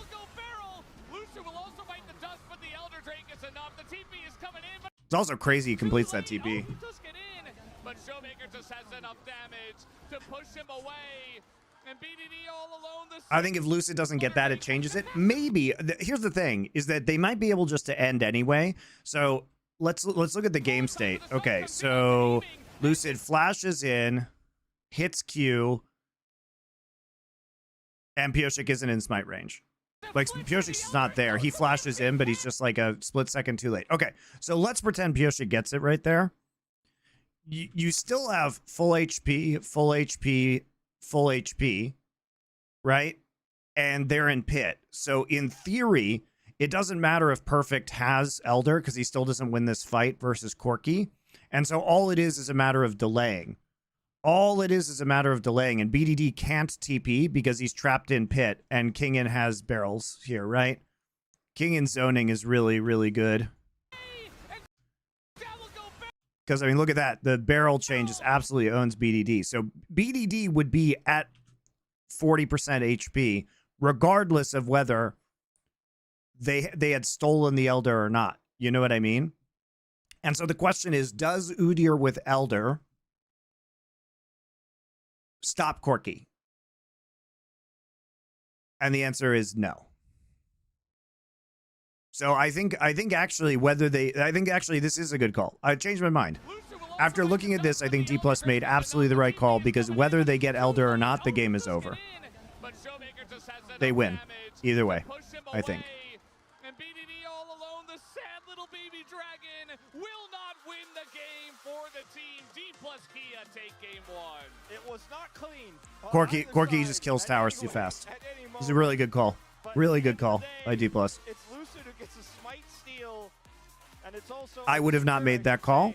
I would have just tried to fight while they were all their engage ults besides flash barrel ult were down, but I acknowledge that they made a better decision. Is really bannable here for D+ on red, and I don't know if that's going to actually be valuable because what you'll give up is actually quite high. We could see Pioshik pick up the Maokai first pick. You know. And I think if you match TPs there, so if you match TPs, if BDD matches TPs back to base, you 100% lose the Elder fight. So, like, if we think about the other situation, which is like, okay, we TP back. And, well, the wave is pushing bot as well, so DK really trying to utilize that at this point. Right? So, BDD has TP, Perfect has TP. You actually can't match TP. Because if you send Udyr back, he loses. And if you send BDD back, you literally can't. You will die. You will die at Drake. You will lose the 4v4 because you have no ults and you have no damage without BDD. So it's actually just a checkmate move by D+. Like BDD cannot recall. He cannot TP back right now, or they lose Elder. And they lose the 4v4. Actually, super good call by D+. Great call. Love it.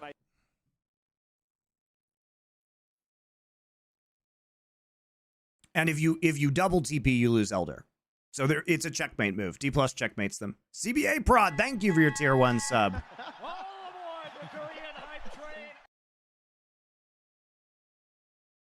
So like you can't TP back with just Udyr because you lose the push still. You can't TP back with BDD because you lose the fight and or Elder. You can't TP with both because you lose Elder. Do we know why Aurora is banned in LCK? It is banned globally because apparently there's an issue with Chrono Break if Aurora's in the game. So if there was a need for a Chrono Break, apparently she might make that impossible. So she's banned everywhere right now. All leagues.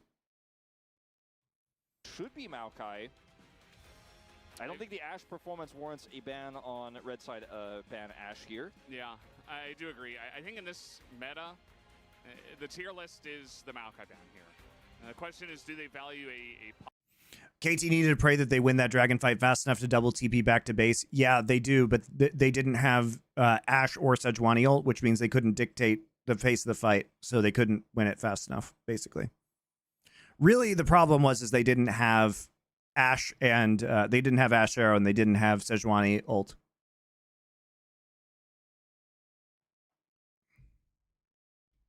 pocket?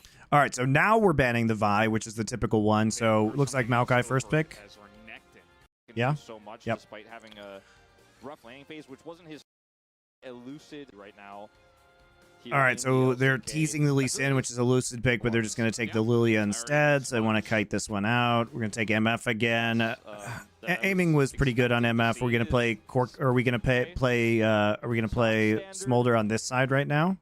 Feels like we could. 2021 was like the available. Nope, we're just prioritizing Rel because we want an engaged support and we want to take that away. We're probably banning 2 engaged supports here, right? Yeah. You could see Kalista, you could see in, so Okay, we're banning Kalista instead. We're going to ban an engaged support. Does feel wide. And here feels like So they blind pick Cassante, so they ban Gnar. Oh, they're blind. Interesting, Senna. Okay. Okay, Tryndamere is being banned because Showmaker plays it in the mid lane, and they don't want to be dove mid. Just gonna say no to that one. Based on his reaction, I don't think that was the game plan. Showmaker's like, haha, I got the Tryndamere ban. Though maybe he actually did want to play it. I mean, there's a lot of things you can play, including Smolder, which we just. Ashe, Braum, also a very strong duo. Jin, I think you need setup, but you need damage too. You need damage. Who does damage on KT?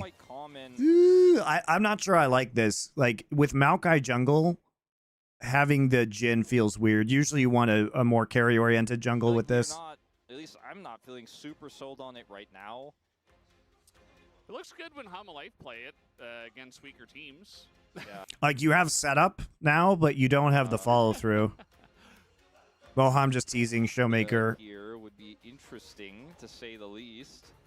No way. Kingen? Really? Oh, it's going to be top Smolder, right? It's going to be top Smolder mid Yone. Interesting. Unless it's Kingen playing Smolder top. Now, he was the top Smolder player. I guess that is where they're, in fact, going. Yeah. Very easy lane to farm up stacks on versus Cassante. This is a great R5, I think. Now, they're going to get pushed in mid by the Corki, but they will be... D Plus should be pushing very hard in the side lanes, which should allow Lilia to invade Maokai. KT got played, dude. They should have banned Smolder. Why the fuck are they banning Tryndamere when they could have banned? They literally were like, haha, Kingen, you can't counterpick our Cassante with Gnar, but then like they left Smolder up and Kingen has played Smolder top before. KT bungled this draft. This was a dub fumble right here. Wow, that's bad. That is bad. You ban fucking Gnar and Tryndamere and just let them have top Smolder. That is. On the other hand, I feel like the draft. That is yikes. Following up on those Maokai engages, the Ashe arrows can be strong. The Leona East on as well.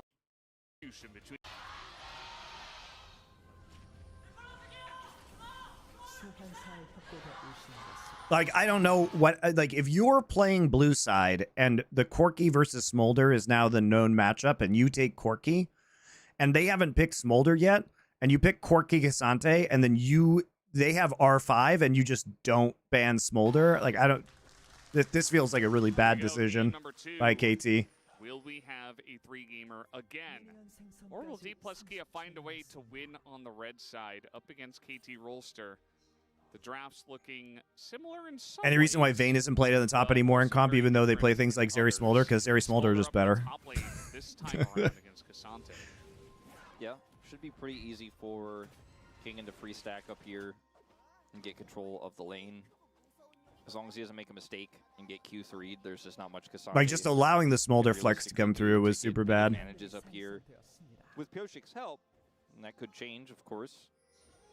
And all eyes on Kingan's, I believe, second game of top smolder ever. I think he only did it one time last season.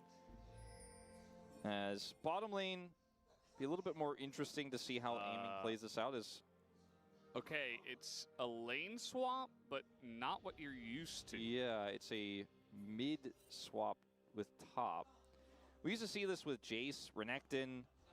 Those are the big ones that we would see a lot. Sometimes Sion as well. Yeah. This is very interesting. This is like what you get in solo queue, where the guy's like, "Hey, I'm not good in this matchup. Can you swap with me?" This is a much better matchup for the Cassante here in mid. Yeah, I feel like it's also better for the Yone. You know, you don't have to deal with the Gatling gun over and over and over again. You don't get harassed down. Showmaker just kind of gets to chill and farm himself. They actually swapped out of this matchup. That's crazy. I mean, it's the smart thing to do. I would assume that's Because you just don't want the smolder getting ultra farmed off of this Cassante. This is going to be the real issue, I would Like say, ultra if stacks. Kingan can survive against BDD's. But the thing about this is that, okay, so let's talk about what would have happened, right? The Corki should have pressure in mid lane, right? So you lose the pressure you would have had in mid lane. You give Yone a better lane, but Kingan just stacks slower. But he stacks the same amount that he would stack most likely in the mid lane that you would have had it like in the last game. So it's not like it's a bad matchup for Smolder. But you basically turn a Corki favored matchup into an even matchup in top, and you turn a, you know, like basically D+ would have won top hard, and then KT probably would have had pressure in mid. But now this actually opens up potentially plays that you could make on invades for Lilia, especially on the bottom side of the map, because now you should have pressure in the long term. He has been very good at doing just that in the mid lane. Like, I don't think Smolder actually cares about this, so I don't know how effective this swap is going to be. We'll have to play this well, but I think he knows both sides of this. I mean, he is matchup incredibly losing. well He is because losing the practicing matchup so right much now. Smolder So. mid into the Corki, and we'll see if there's any jungle attention up here. As Kingan is just otherwise going to be stacking under turret, which is fine. But it just means, I think the big win here for KT is, sure, it gives us... Kill pressure bot side is going to be pretty massive, though. Playing the Cassante into Smolder top was going to be pretty miserable for Perfect. So it's just to try to get him through this early game. We'll see how long this lane swap actually goes on for, because unlike bottom lane swaps, this one can actually kind of just perpetually go. Like, you don't actually have to swap back until the Yone, you know, starts to be a bit of an annoyance down here. Perhaps that's when they will end up swapping the Corki back down. But I feel like this is just BDD getting small advantages here in top lane. It's not going to be like, oh, Corki is so happy with this one. It's really just the Cassante is not miserable. Piosik's actually able to win that smite fight, Lucid a bit early, overestimating his damage. You can see that Showmaker also able to put on the pressure here against Perfect. We've seen Cassante mid before. You know, Chovy used to play it actually a decent amount back in the day. And, you know, we don't see tanks very often in the mid lane anymore, but, you know, it's a small lane. Yeah, Cassante mid is very safe, though. Much kill pressure at all is the one thing. You know, Cassante can sometimes find angles in the top lane. He should be able just to farm just fine. It's more about now that the pressure has reversed in the mid lane, what Lilia can actually do with this pressure. Like, can Lucid get anything done? Trying to kill Kingan under the turret, does get the flap out and does actually win the trade as well. It doesn't matter. They both have TP. Unfortunately, It's whatever. Just hard to kill a Smolder in top lane. He's very happy to sit under turret and farm. Not going to care. Both just going to TP back. Flap inside lanes under turret is also very good because he can dodge into the train at the side of the map. Oh, Showmaker. Good play by Perfect. That's yeah, he's probably spamming that copy pasta in his brain right now. Moham gonna flash under the turret. Oh, nice flash turnaround with Q. Aiming dodges Jin W. Piozik will survive. Not quite the trade KT we're looking for. They're going in again though, aiming in a bit of Oops. Oh, he missed his crash down. Piozik will survive. Not quite the trade. Well, they overplay this because Beryl has his W back up. KT we're looking for. They're going in again though. Beryl flashes the Flashes Moham's combo. It's very nicely played. Gets the first blood, and that is the trade they were looking for. Clean flash from Barrel to avoid the re-engage there from Moham. Perfect doesn't have 6 here, so can't pull through the wall like I was alluding to. We've seen a few times when Chovy was playing this mid, sometimes into mages, he would actually set it up with his jungler and pull people through this wall just to the left of where Perfect was standing when he has ult. Doesn't have 6 obviously in that last exchange, but still pulls Showmaker into a turret shot, so feeling really good about how that exchange went. Showmaker's not happy with that one, but kind of played into Perfect's hands there. Now he has 6, so that should be respected a little bit more. But if Perfect is able to, for example, pull him into the wall near where Pyosik is, then Pyosik locks him down. Can be kind of disastrous. Very difficult to do unless Showmaker like rebinds his soul in a weird spot, but we've already seen him push him once. His Barrel's up here. Yeah, Showmaker in a lot of trouble. He doesn't have flash. Remember, he used it before. Now the all-out comes out. He is going to throw his ult in, but flash forward from Perfect might be enough. He gets that last auto in. As Lucid nearby, but it's 1v3. He's got Moham here as well. Difficult to do unless Showmaker like rebinds his soul in a weird spot, but we've already seen him push him once. His Barrel's up here. Yeah, Showmaker in a lot of trouble. He doesn't have Barrel flash. making the Remember, plays he this used it game. before. Now the all-out comes out. He is going to throw his ult in, but flash forward from Perfect might be enough. He gets that last auto in. As Lucid nearby, but it's 1v3. He's got Moham here as well. It's just a clean gank from Barrel. And KT's early games have just looked so good. Back to back, you know, last game, pretty intelligent roams, great timings from Pyosik. This time it's just all about the mid lane here in this exchange. Bottom lane, obviously great flashes. Here we go, Barrel in again. Yeah, Barrel making the plays this game. Here, though, on a Barrel is quite good. He's immune. He has Aftershock W. Yeah. You can't get baited by Leona. You should know she's immortal. Now Showmaker is here. A lot of low health bars. BDD in a lot of trouble. Has to flash over the wall.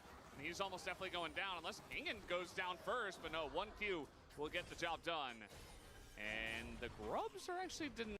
In a lot of trouble. Has to flash over the wall. They get baited into this one. What's BDD doing, man? The mind games, he picks up Just another fucking don't fumble the dub.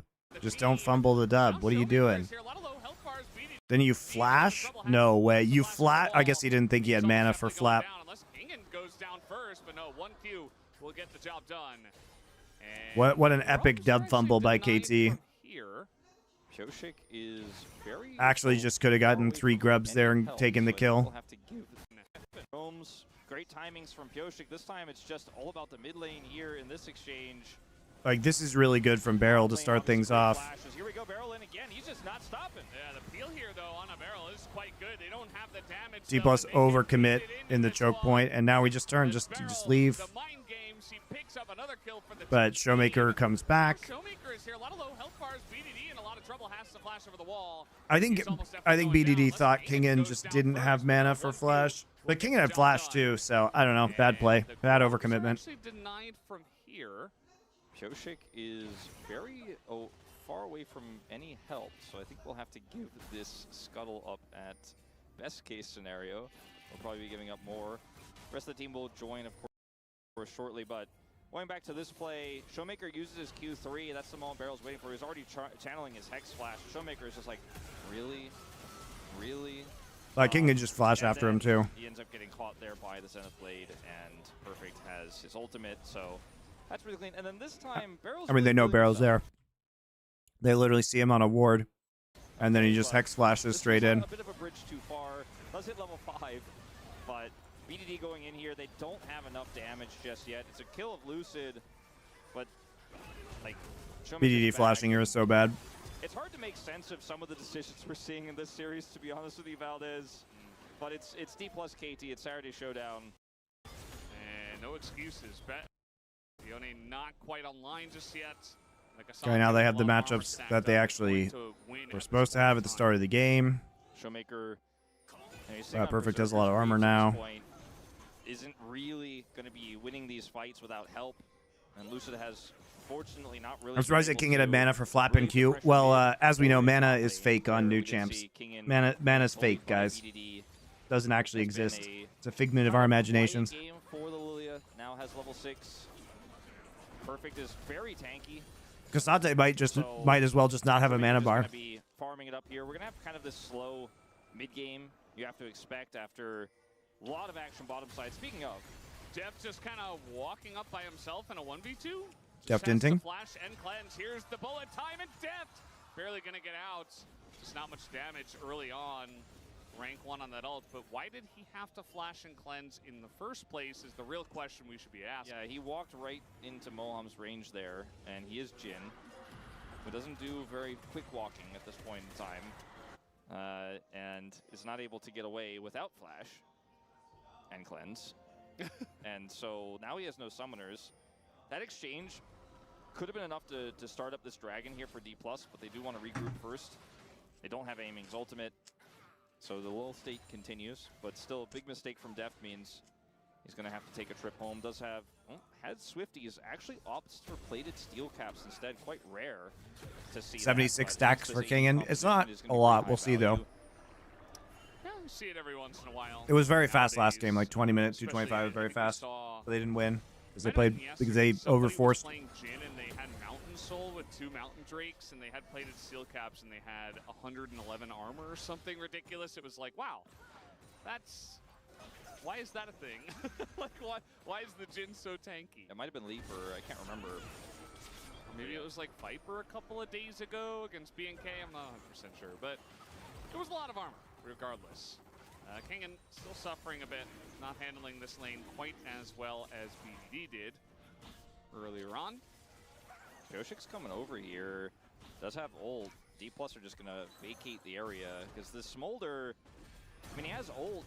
It's not great at early skirmishes if you don't have the setup for his ultimate. You know, I was talking about a little bit how great BDD's Smolder early games have been and how he's used his ultimate in these skirmishes incredibly well. Like BDD's early skirmishes on Corki too, like he's so well prepped for this. Looks like Kingen just not so much, and even with the Lilia here, they're just gonna let this one go. The prio at least. Deft over here. Yeah, just a bit of a setup for the Drake. It's the first Drake of the game. Currently 4v3, but with the TP coming in from Kingen. It's actually KT Rolster that are going to give this one up. So enough pressure and no sums on Def potentially. They just say, well, we don't get the pick we were looking for. We're just going to back away. It's not going to be Chemtech Soul this time. So that is the next Drake. Could be Infernal again. It should be pretty interesting. 2 Smolder Infernal games back to back. The Smolder did not secure the Infernal Soul, that is to say, though. In the previous game, as Barrel is on a ward. And will he let his inner thoughts get the better of him? Probably, yeah. Sees the ward expire, so knows that he's been underwatched this entire time. Now's your chance. That's a good point. Siran. Maokai doesn't have Faded Ashes against the Lilia. Seems pretty bad. It is pretty bad. Like, he's got to lock it to deal with the AoE, but like he's gonna fall so far behind in farm against this Lilia now. And get one more World Atlas stack. And also remember that they have a damage problem. KT has a damage problem. They have, look at this. They can't fight anytime soon. So there is no Leandries, right? You have Tier Cull onto Corki, so he's not doing damage, and you have Berserker Greaves fucking Jin. And you have what's going to be a Iceborne Cassante. Where is damage? Where is damage? They have no they can't fight forever. So if D+ is smart, then they just win every objective now.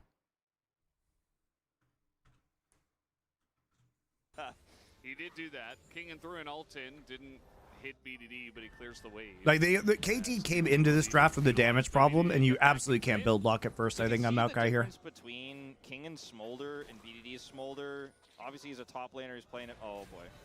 D+ should be 5 plays steel caps. Yep, because Maokai's no damage. Absolutely, you're right about that too. But he has to flash to get in range to actually use it.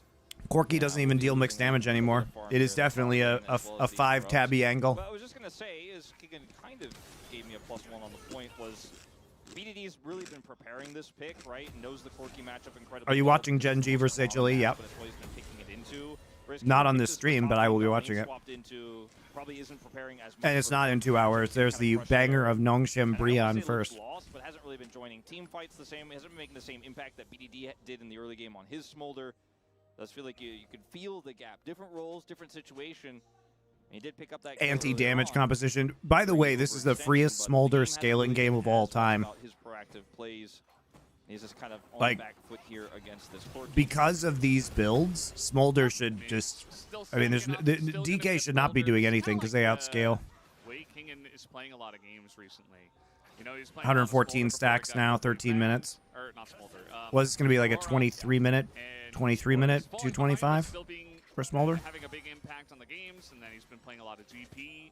Guess we'll find out. And then scaling, yeah, now he's playing Smolder. Kind of. DK already got the only objective they needed. Yep. Also, they can't... Here's the thing, like, okay. So you got 5 grubs. Cool. Who's going to use the grubs? Nobody. This guy's the one who can split. They have good enough wave clear between Smolder and MF. So you can't really siege because you can actually just wave clear with MF ult if you need to. And you'll be dealing damage to the wave from long range with Lilia. So 5 grubs doesn't matter. Like that shouldn't even be a factor in this game. And you delay dragon stacking. So this feels really good for D+. This was a really long time ago, and Smolder's been changed a little bit, nerfed a little bit. But he kind of went like full tank. I want to say he went like Shojin's into a tank build. This time he's just going for the standard. Static Jin. That's what's going to turn the game. Now they have damage, guys. Don't worry about it. So going to be less tanky. As he wants to be a late game carry, not just a tank that also has scaling properties. Moham just kind of walks past him. Kingen nearly dies, and Barrel's just going to lock down Moham, but BD very far down the lane. Okay, Lucid has ult. You gonna hit something here? Where's me bowling ball? There it is. Maybe trying to punish Barrel here, as so many members of DK are in the area. Just gonna throw a bullet time into the Leona, as now everybody's getting locked down. What are we doing? Why are we fighting this, KT? Why are we fighting this? You lose this. Jesus Christ. Good thing they have that locket. He will flash to get away, and that means DK just pick up 2 kills just like that.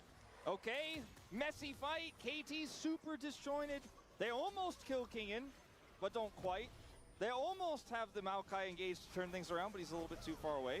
They almost snipe Moham, but he's going to be blocked there. So that's going to be the Herald going over as well as the kills. D+ actually taking a gold lead off of the final exchange. They give the Herald over to aiming because he's the gold king. So Locket was highly useful in that fight. But KT's boned. yeah, looking at how this fight shakes out, it's just You just play it super slow if you're D+, I think.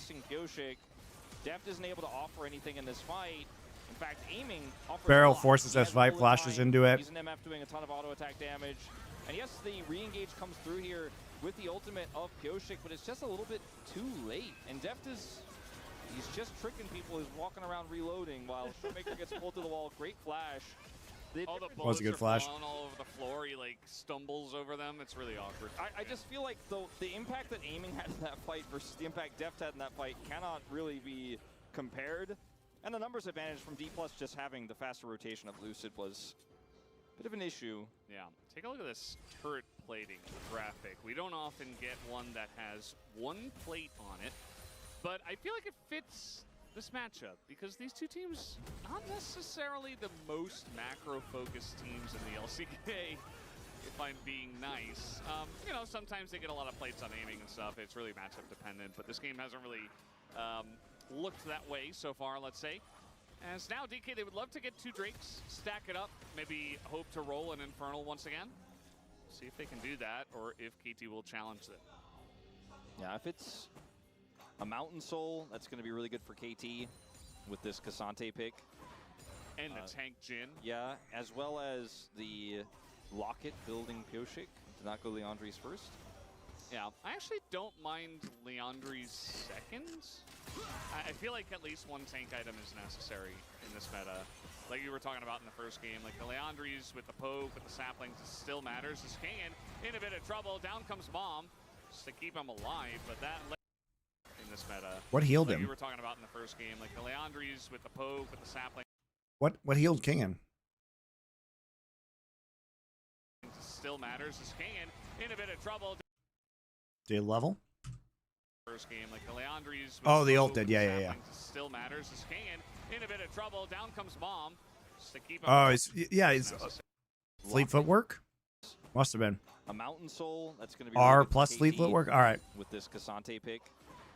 And the tank Jin. Yeah, as well as At least one tank item is now. Locket building Pioshik. Did not go Leandri's first. Yeah, I actually don't mind Leandri's second. I feel like at least one tank item is necessary in this meta. Like you were talking about in the first game, like the Leandri's with the poke, with the saplings, it still matters. This King in a bit of trouble. There's Down ult. comes Bomb just to keep him alive, but that lane has, a big engage. This time from Moham on the rail, catches two. And that Great is job by just Moham. free. KT cannot get in on Camping the choke point. but that lane has, a big engage. This time from Moham on This the is rail, the low catches value of this two. locket is crazy, by the way. This locket is fucking trash from Maokai. Should be 2 dragons to D+, off of the play, 2 kills. King and lives topside, he's still scaling. And KT losing control of this game fast again, having a nice, very early game. It is Mountain, so maybe they can start stacking those up for perfect here. And the Jin and the Leona and the tank Maokai. But obviously the Cassante going to be the biggest benefactor in this game of the Mountain Soul if he can get dragons. As Moham is he's like just right there. Like, it's not a surprise. It's not a banana brush problem. It's not because of that control ward and the entry brush. Do you feel like KT are not respecting Moham enough? I feel like that. I also feel like they're not playing the best game today. I also feel like they're trying to have fun.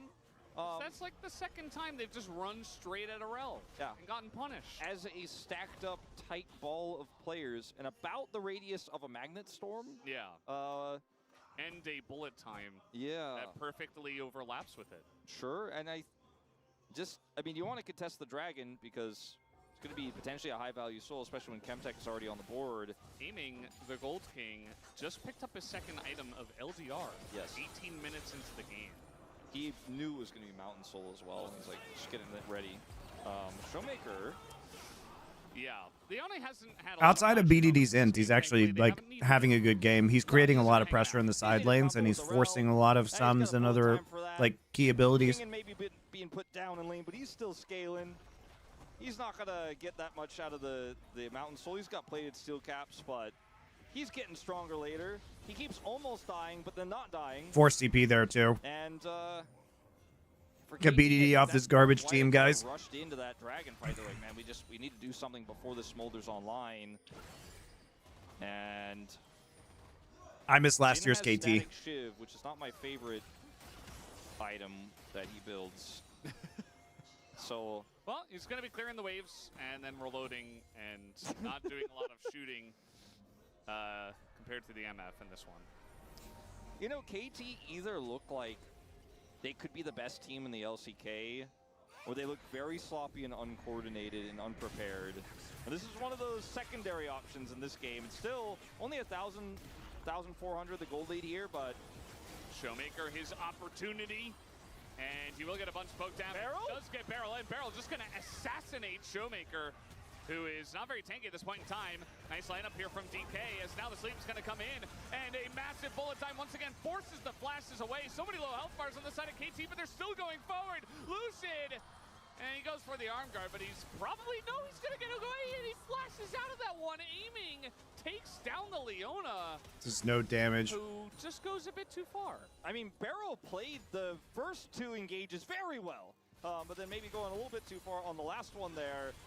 But Barrel's engaging like his team has damage. As the arm But, guard felt you like know- it was a massive waste. I kind of cringed internally when it first happened on the lap. Down the lead on the side of But BDD, like who is not very tanky. BDD's, I guess they're playing around him a little bit, but As now the sleep is going to come in, and a massive bullet time once again forces the flashes away. So many low health bars on the side of KT, but they're still going forward. Lucid, and he goes for the arm guard, but he's probably, he's going to get away, and he flashes out of that one. It's crazy that he lives. Takes down the Leona, who just goes a bit too far. I mean, Barrel played the first 2 engages very well.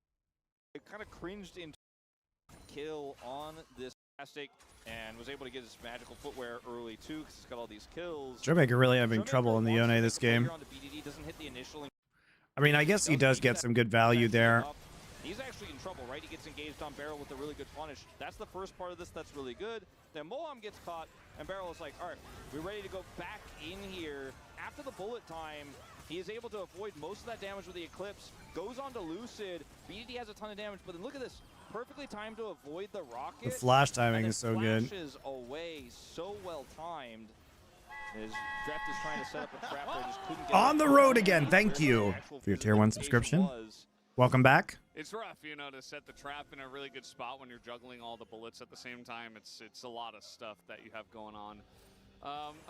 The first Mountain Drake is going to be spawning here in about 45 seconds, and as of right now, DK are in a better spot to go for that one. KT actually angling up towards the top side, but they have a nice timing here where they can take the turret down back and then try to contest on this Drake, which it looks like they might just do here. 30 seconds. Perfect setting up around it. They do have Leona and Corki heading over as well.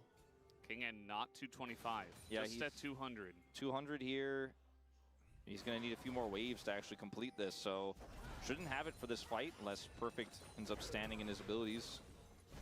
As it's going to be a few more, but has to wait a long time for those minions, so going to back instead. KT don't have Prio. Mom's in the Banana Brush. I mean, they cannot get multi-man Magnet Stormed again. Right, Valdez? Muramana picked up, by the way. You talked about the back here from Kingen, so that's a big spike for him. And they're just delaying him. He might actually get these stacks. If he gets another wave of spells off onto KT. Yeah, I mean, you mentioned it before, the Mountain Drake's so valuable for KT, so I feel like DK still don't want to just give one away, but if they could get their Smolder to 225, that would be huge. As in goes Perfect, not going to get a knock-up. As everybody kind of posturing on the Drake, DK not overcommitting just yet. Moan actually going to crash down away, and now the Maokai ultimate comes in. They're just going to back out of this one, but KT, they want more. They want to engage as the sleep is coming down, but Lucid is getting so low. As in goes Showmaker, he finally... Keegan's going to hit 225 in this fight. He's at 223 right now. 224. God, I hate being so right all the time, guys. When I said 23-minute stacks, god damn it. There he goes. There's the stacks. And Def 12 is just Look at that. Nice try. As he was on Oh, so good. Chase, and Lucid gets away again. KT, there's the stack. He finally hits something. And they're just going to back out of this one. But KT, they want more. They want to engage as the sleep is coming down. But Lucid is getting so low. As in I can't believe Lucid lives through this. Lily is so annoying, man. What a fucking dumb champ. Straight into aiming, and Lucid is still alive in this match. There's on a 5, that would be huge. As in goes Perfect, not going to get a knock-up. I mean, they have no control of Banana, which is the real problem, so they're eating a bunch of poke.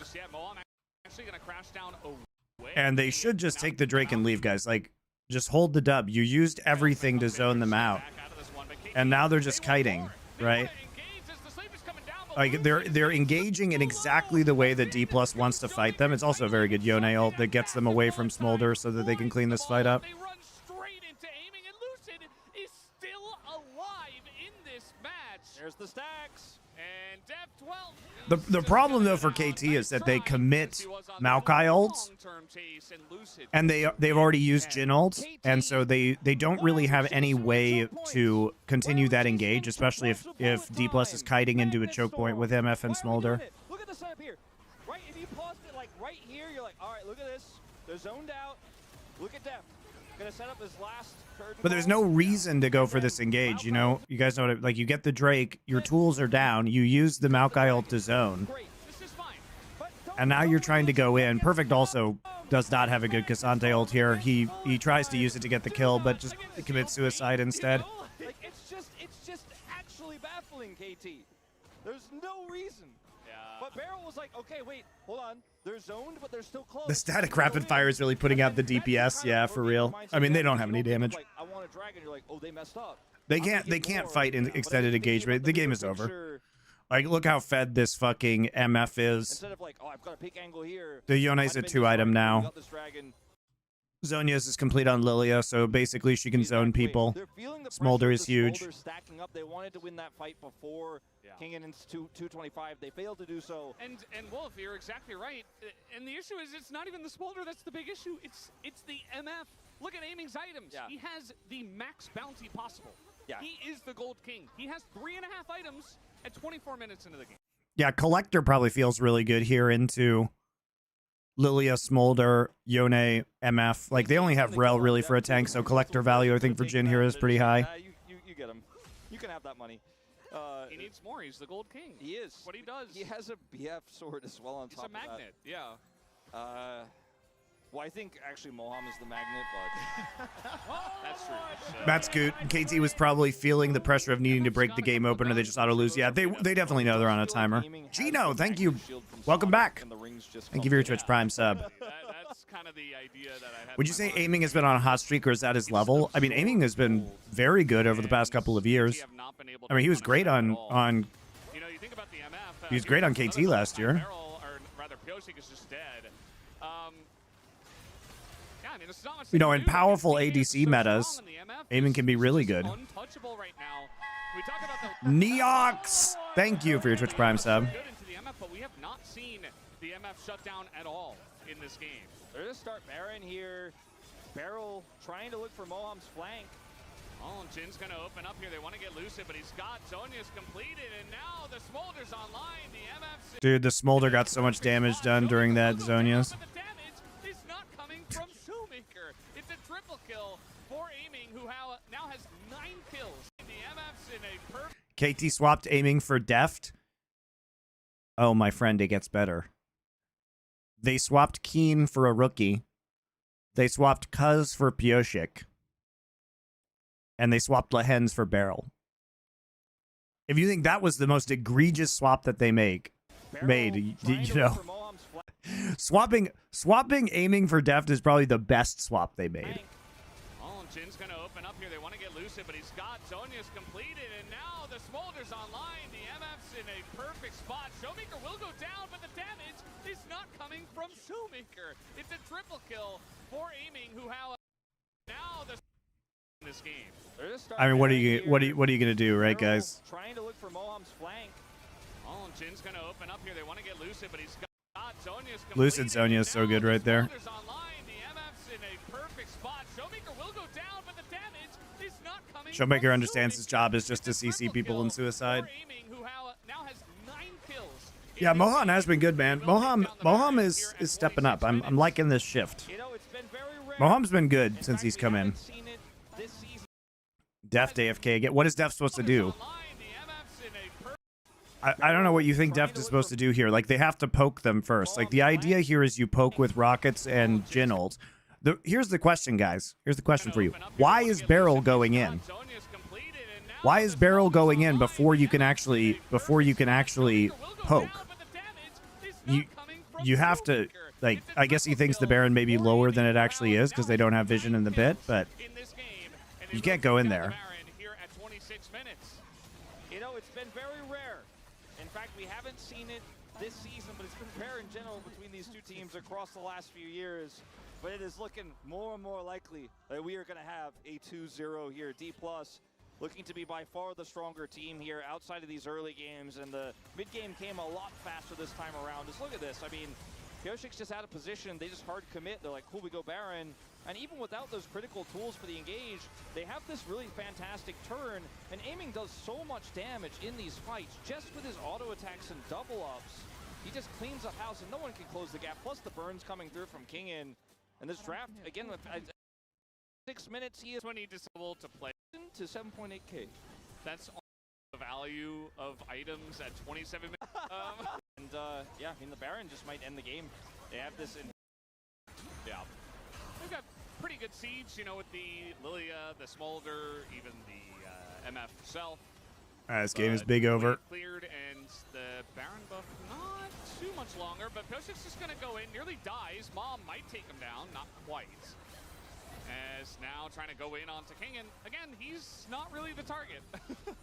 And there's no follow-up on the engage either. The Solar Flare now used, which means that Aiming can pretty much safely just throw in a bullet time whenever he wants. You can't get on top of Moham either, because he will just turn that onto you instantly if you try to collapse on him. So he's actually very safe in the base. Doesn't care.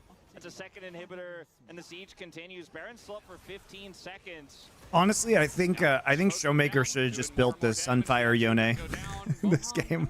turret shot. I think Showmaker, after he struggled in the early game and because of the laning situation he was in, I think Showmaker probably should have just built tank and just hard in, just like Chovy did the Chovy build. So they will back away from the base. Kingan's gonna sneeze one time before going out. We'll Bless you, Kingan. no vision here. Yeah, they're trying to push in. They're trying to stop them from backing, but there's way too much pressure in the 2 lanes as well. And this is just going to be aiming, basically soloing. He's going Randuin's now, but I think he could have done this earlier. Done to it will be aimings, even with Leandri's here. For Lucid, So he's just going to back off. If you're aiming, what item do you buy 5th? I don't know. Like, he could go GA, but is he really worried about being hurt? I was thinking, like, just go Zhonya's.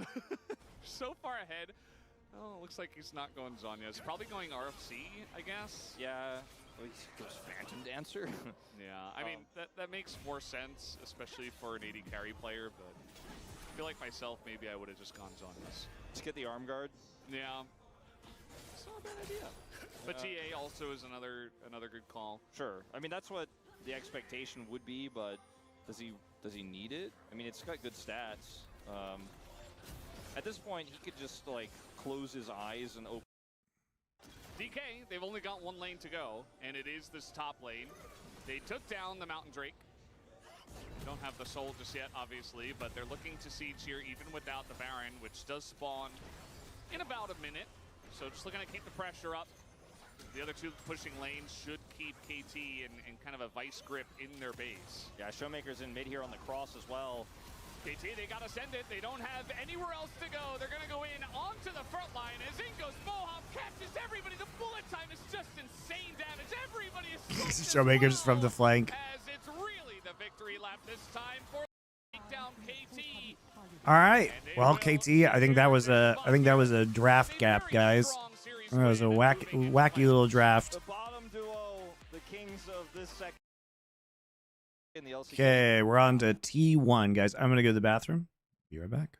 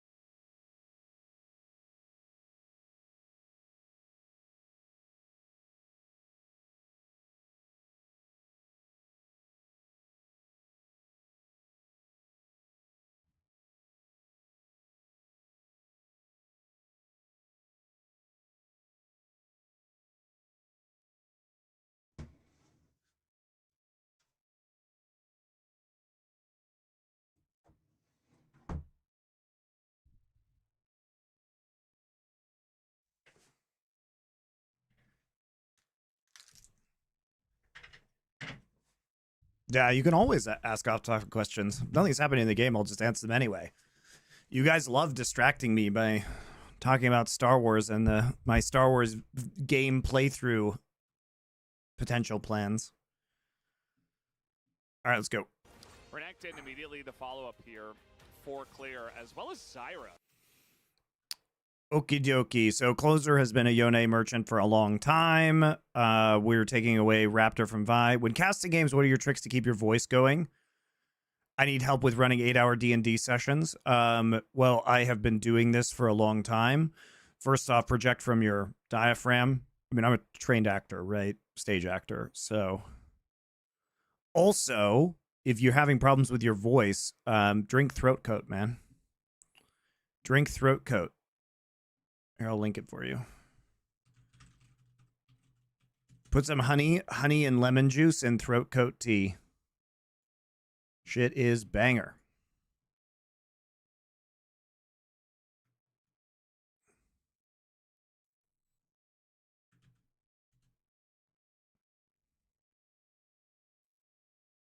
Potential don't be a tease. You promise you grace us with your moves in Star Wars Connect.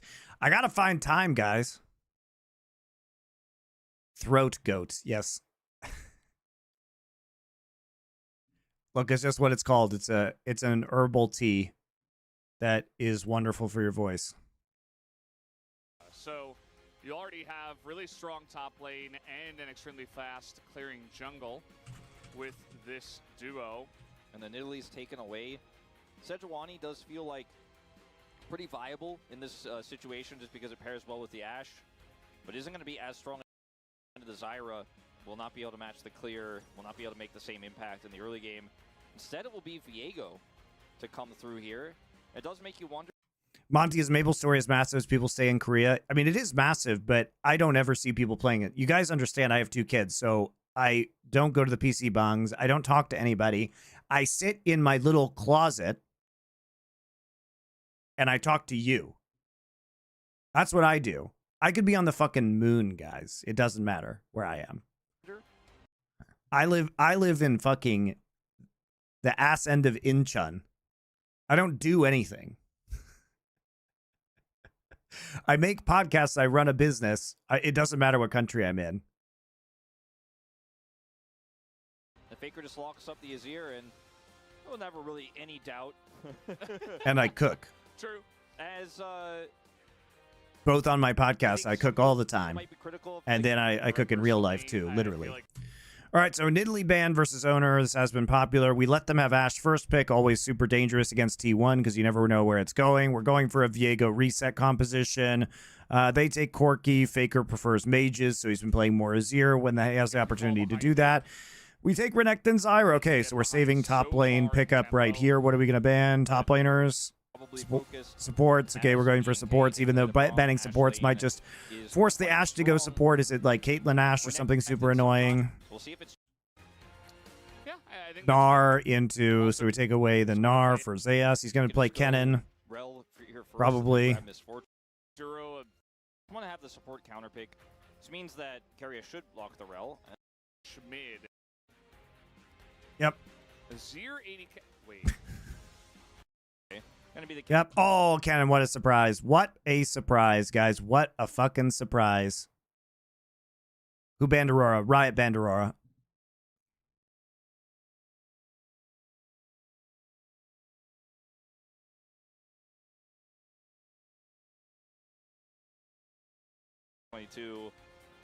Duro looking for the Nautilus response here since the Rel was taken away. I feel like the better way to have played this one out for B&K's bottom lane would have just been to grab the Rel because they can't take the misfortune away from you. Okay, so Viego reset composition, very classic pick style composition from T1. And what do you say? Just like, you know, Renekton Zyra kill threat in top side, Wombo combo, Zyra MF ults, good kiting from B&K Fear X. Not sure how Renekton's ever going to get on somebody in the late game. Nice arrows to needs to work well together. If people are getting isolated, people are getting caught. Viego's falling. Calm resets. This is on the side. damage. We'll grouped in the top lane. All 5 members here to come. And Closer's like, well, I'm gonna have to take Valkyrie first. And that he will. Duro able to proc his Aftershock, I believe, so he gets away. He's fine.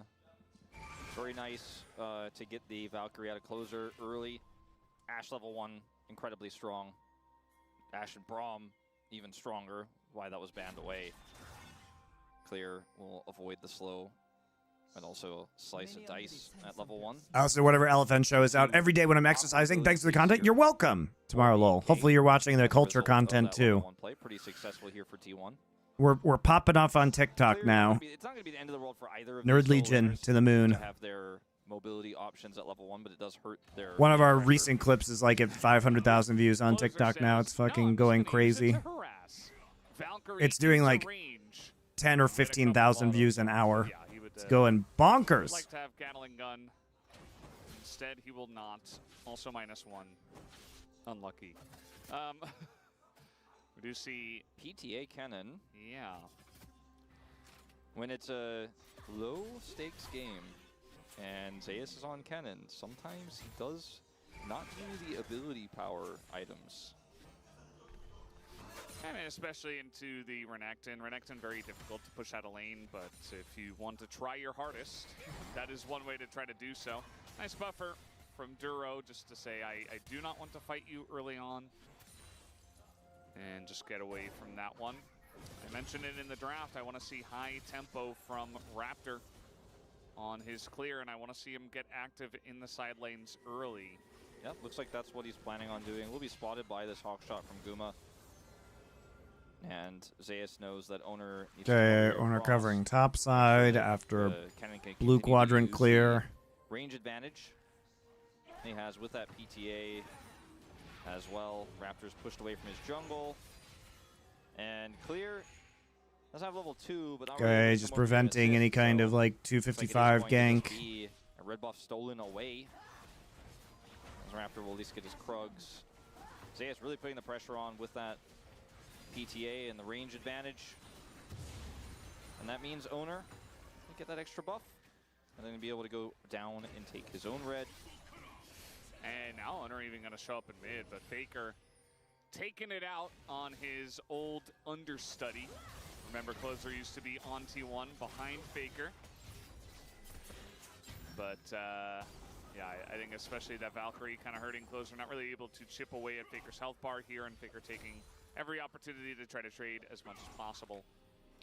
He's got cookies too, so it's not like he's going to be mana starved or anything like that.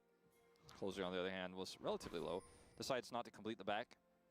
And we do see Owner heading bottom here. Does not take his red buff. Owner doing a really good job of controlling this game already. From taking that away from Raptor. And you mentioned you wanted to see Raptor get... Oh, he's actually like shutting down the potential of kills in the top side. Clear has to TP early as well, so they can keep pressure. Like Owner's pathing's a big part of this. Rebuff Raptor here. Can get the scuttle bottom side.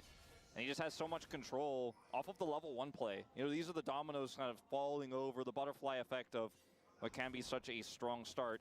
I mean, the Corki can normally fight back against the Azir. The Renekton is a little bit tougher, but having to take slice and dice, it hurts his ability to clear those first few waves before he gets level 2. Then he, you know, finds himself 12 CS down, and his ally's buff is gone.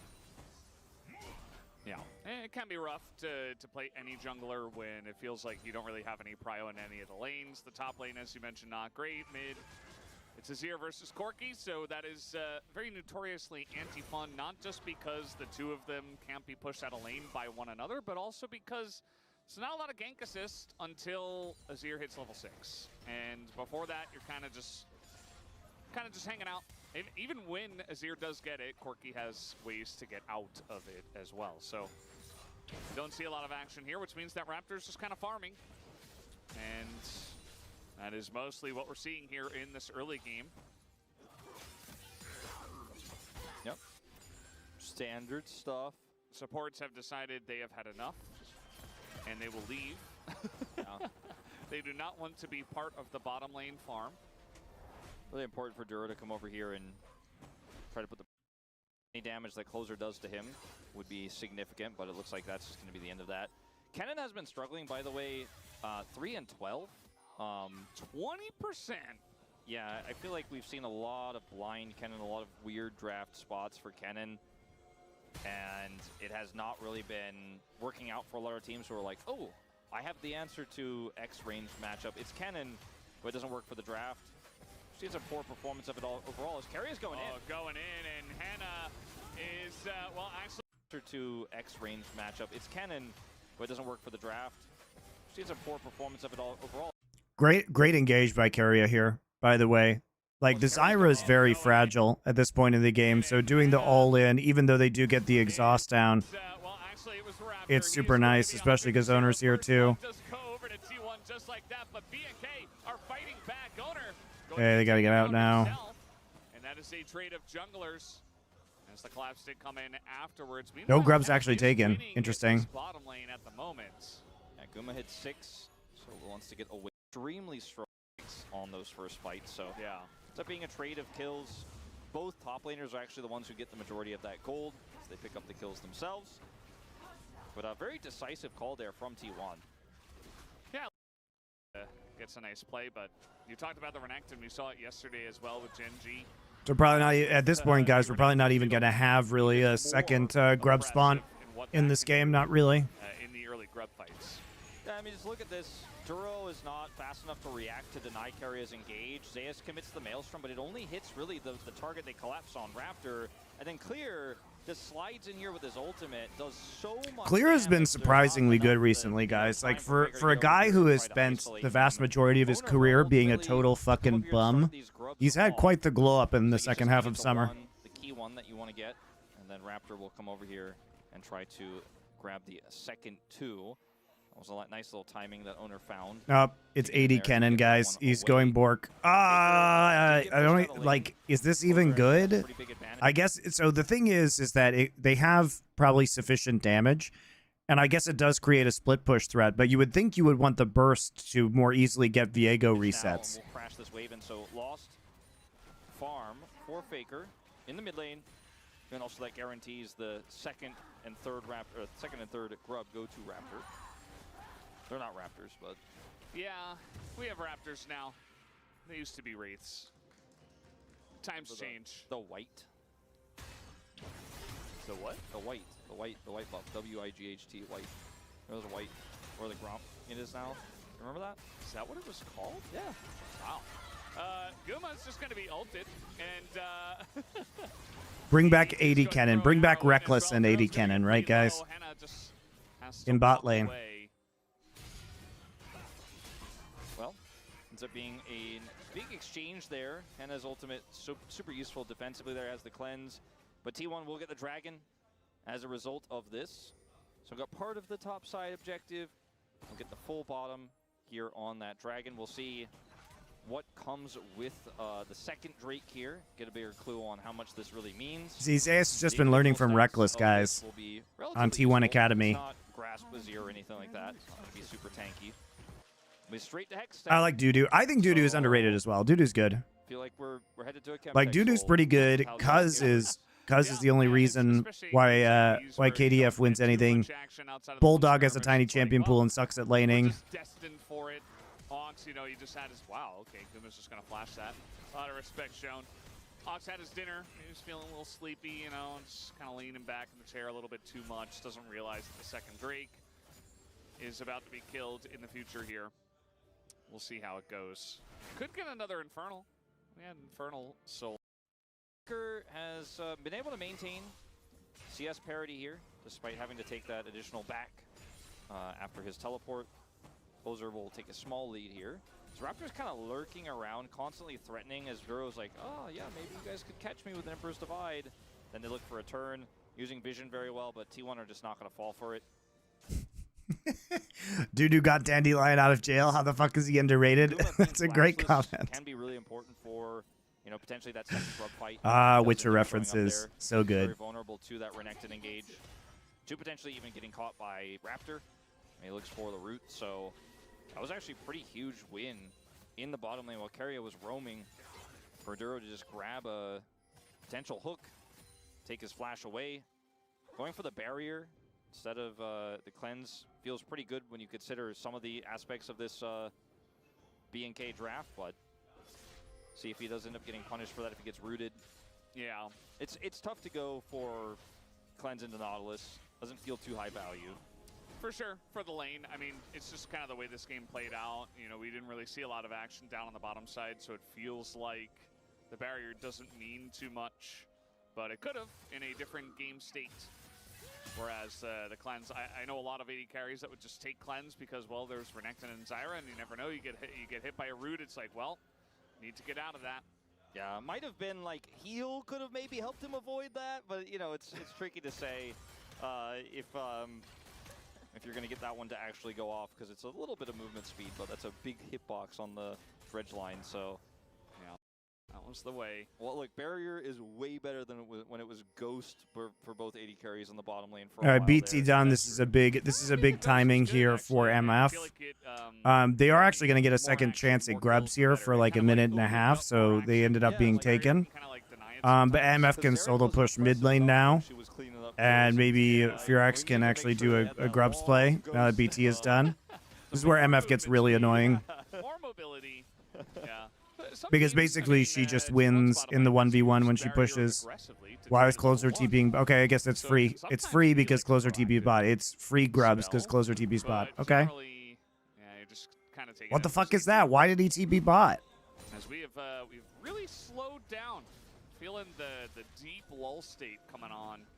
As I say that though, Closer is in the bot lane getting some plays. I guess they just want to make a play here. He is going to go in with the Magnastorm and flash away. Here comes an arrow. That's also flashed. I don't think you have to flash that arrow, but maybe he's worried about getting his ear scooped into the turret, I guess.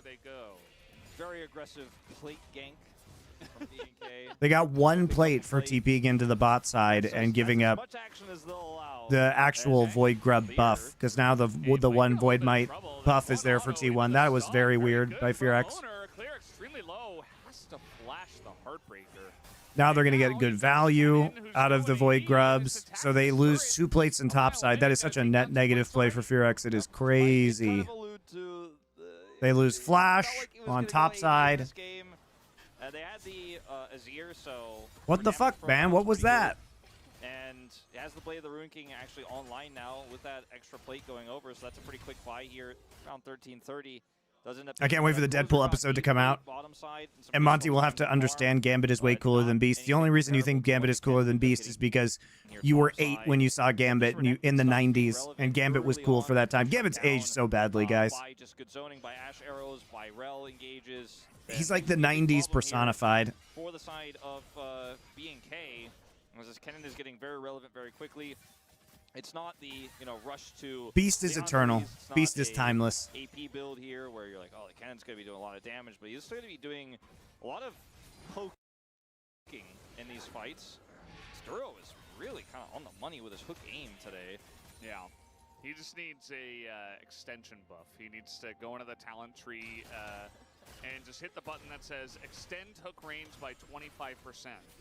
And if he gets that, I mean, he's set. True. Just has to do that. Yeah. Just to find a way to break the game, and you're all going to be fine. We do have this Hextech Drake up, but it doesn't really seem like B&K want to go for that. They want to go for the Herald. Beast is basically a furry. I mean, if you think that werewolves are furries, it's like the same concept, right? I mean, they don't really is Hulk a furry? Real question. So hard to blame them, but the thing is, because they don't have control, T1 can contest this Herald as well as then afterwards, if they win the fight, take the dragon. So B&K not able to set up a fight because Faker is actually playing Azir. But I think a lot of the time you forget in this meta that if there is an Azir in the game, he could just shut down entire rotations with his ultimate. It's been double AD for so his Wolverine long. Not a whole lot of engage, not a lot of utility. Feels like you can kind of just go, well, we'll just walk over to Herald.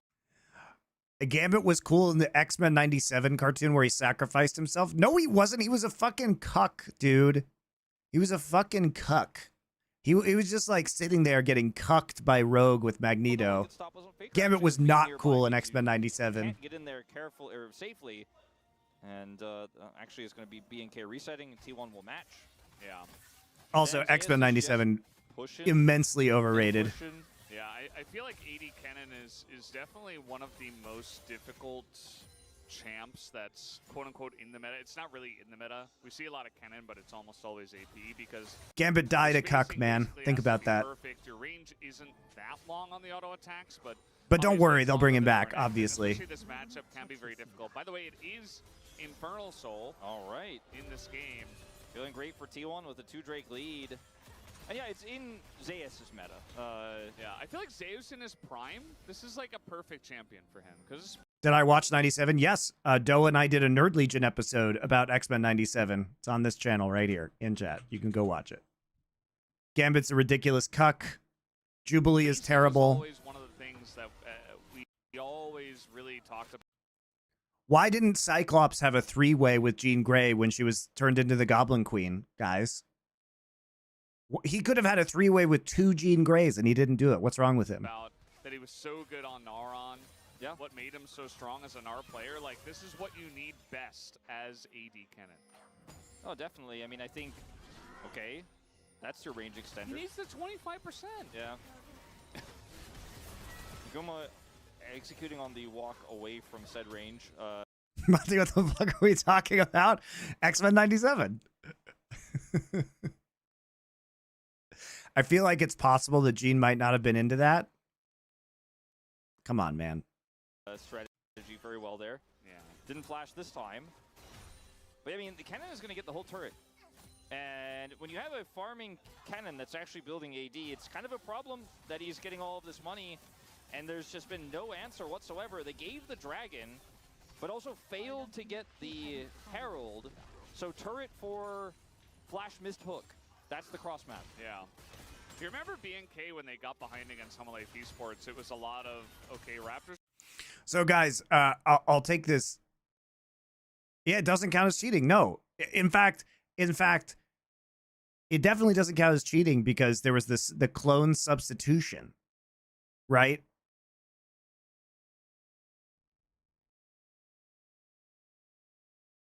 Cyclops doesn't know. By the way, on Nerd Legion, Doa and I are going to start a project that is going through. We're still going to do the contemporary stuff as well. Like, we're going to do Alien Romulus next. But we're going to start when we have, like, less popular, like, weeks where we don't have that much to do. We're going to start a project of reviewing every sword and sorcery movie from the 1980s. Every single one. There's, like, 50 of them. We're going to go through them all. So you guys can look forward to that. The whole game, and Even, like, the really bad ones. Do not much, which is not. I mean, there's some good ones. There's, like, Legend, Conan the Barbarian, Willow. We already did Willow. Only 50, yeah. But then there are some fucking hilarious ones. Generally. Now the punish may come through. It's a turret here, though, and Zeus is going to read their minds and just read the game state and say, well, I'm just not going to overstay. Well, that's really important because they push him back so he can't get the oh, he got that earlier, yeah. Yeah. Maybe the tier 2 is what he's looking for. He's going to back. He picks up a couple of No, there's probably hundreds. No, there aren't. There aren't. components. Like, literally, T1 are playing Sword and so by far the 80s was the biggest decade for sword and sorcery movies, but they have to be in English. In English. But there's a bunch of, like, The Last Unicorn. There's a bunch of animated ones. The animated Return of the King, Secrets of Nim. with B&K. Like, oh, you guys went for the cannon. He has TP, by the way, and now we're doing the herald that you guys didn't start earlier. And we have full control over the map. They have a teleport ward for this cannon as well, so Zeus can just come in. We'll clear the said ward. Are we strictly talking A-list big release or B-list as well? Oh, B-list as well. There's a bunch of Italian, like the equivalent of spaghetti westerns. The equivalent of spaghetti westerns, but like fantasy movies. So they're filmed in Italy for super cheap, but they're in English. There's a bunch of those. And we have full control over the map. They have a teleport Krull looks good. Krull is fun. I've seen that one. ward for this cannon as well, so Zeus can just come in. We'll clear the said ward at least. Yeah, the issue with AD Cannon is that those... All right, pretty clean game from T1 so far. Faker's recalling. Are we just going to double TP? What is he getting? What did he go back and Clear get? the said ward at least. Yeah, the issue with AD Cannon is that those... Is he going to get armed guard for this fight? That seems important. Kind of whatever. It's like, oh, well, we got our very fed Cannon there. That's good, but the flank itself... I think he went back so he could buy armed guard TP. is like, well, they ulted us, and he doesn't have any AP. He's waiting to TP. T1's going to give this up. It looks like... No. Like this is... Oh, he got arm grab, but they're not Like, I feel TPing. like Interesting. just stay All right, bomb, they're just ready pushed up. into tier 2. Exactly. Intriguing. And that's what he's going to do. You know, even if you TP in with AD Cannon, obviously your ult's not going to do a lot of damage. There still is the utility. Anytime I think I'm nerdy, I come in here and I learn I am but a humble lower tier nerd. Dude, Niox, you can't possibly compete. I'm a professional nerd. You're a nerd as an amateur. Okay? My job is being a nerd, and it has been for 15 years. You and I are not on the same level. Of it there, but he could have just TP'd in, not as a flank, but just to help fight with his team. But he's not quite a big threat just yet. But he is a big threat to turrets, and T1 kind of cautiously give this one up, get a TP out of closer. And none of these turrets are really killable here right now with this Herald, unless they get a kill here and clean this one up. I might as well go powerlift. I do that too. I'm going to commit to this, even though it's at 90% health. Yeah. And so they just walk away. Hey, they got it to half health. And this is...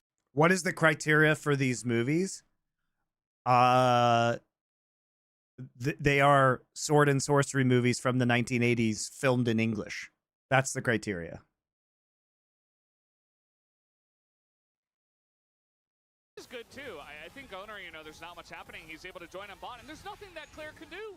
There's Turret's out just macro. on. Yeah. Just getting out macro super hard. It's a 2-kill game, but it's a 3,000 gold lead for T1. A lot of that's on this cannon. And, Here you go. I'll send you guys a link. There's actually a link. Just go to the 1980s. But you didn't get the fight. You got Just go to the 1980s in this list of sword and sorcery films.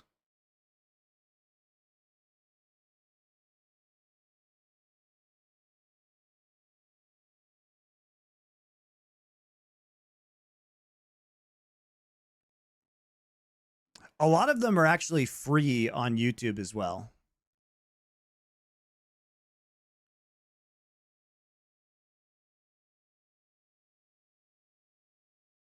Princess Bride count? Yes, of course Princess Bride counts.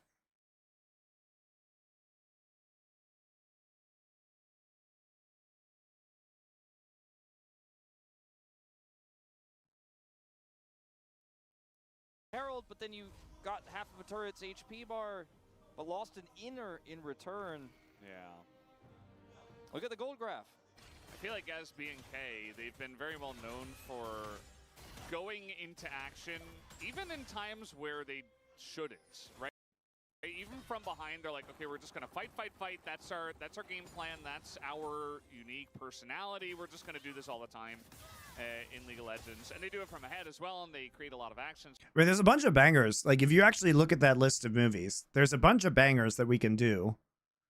Excalibur, right? Heavy Metal, Beastmaster, Conan, Last Unicorn. Fire and Ice actually looks really cool. I haven't seen that one, but I looked it up, and it's like a rotoscoped animated movie. The animation's actually pretty cool. Never-ending Story, obviously.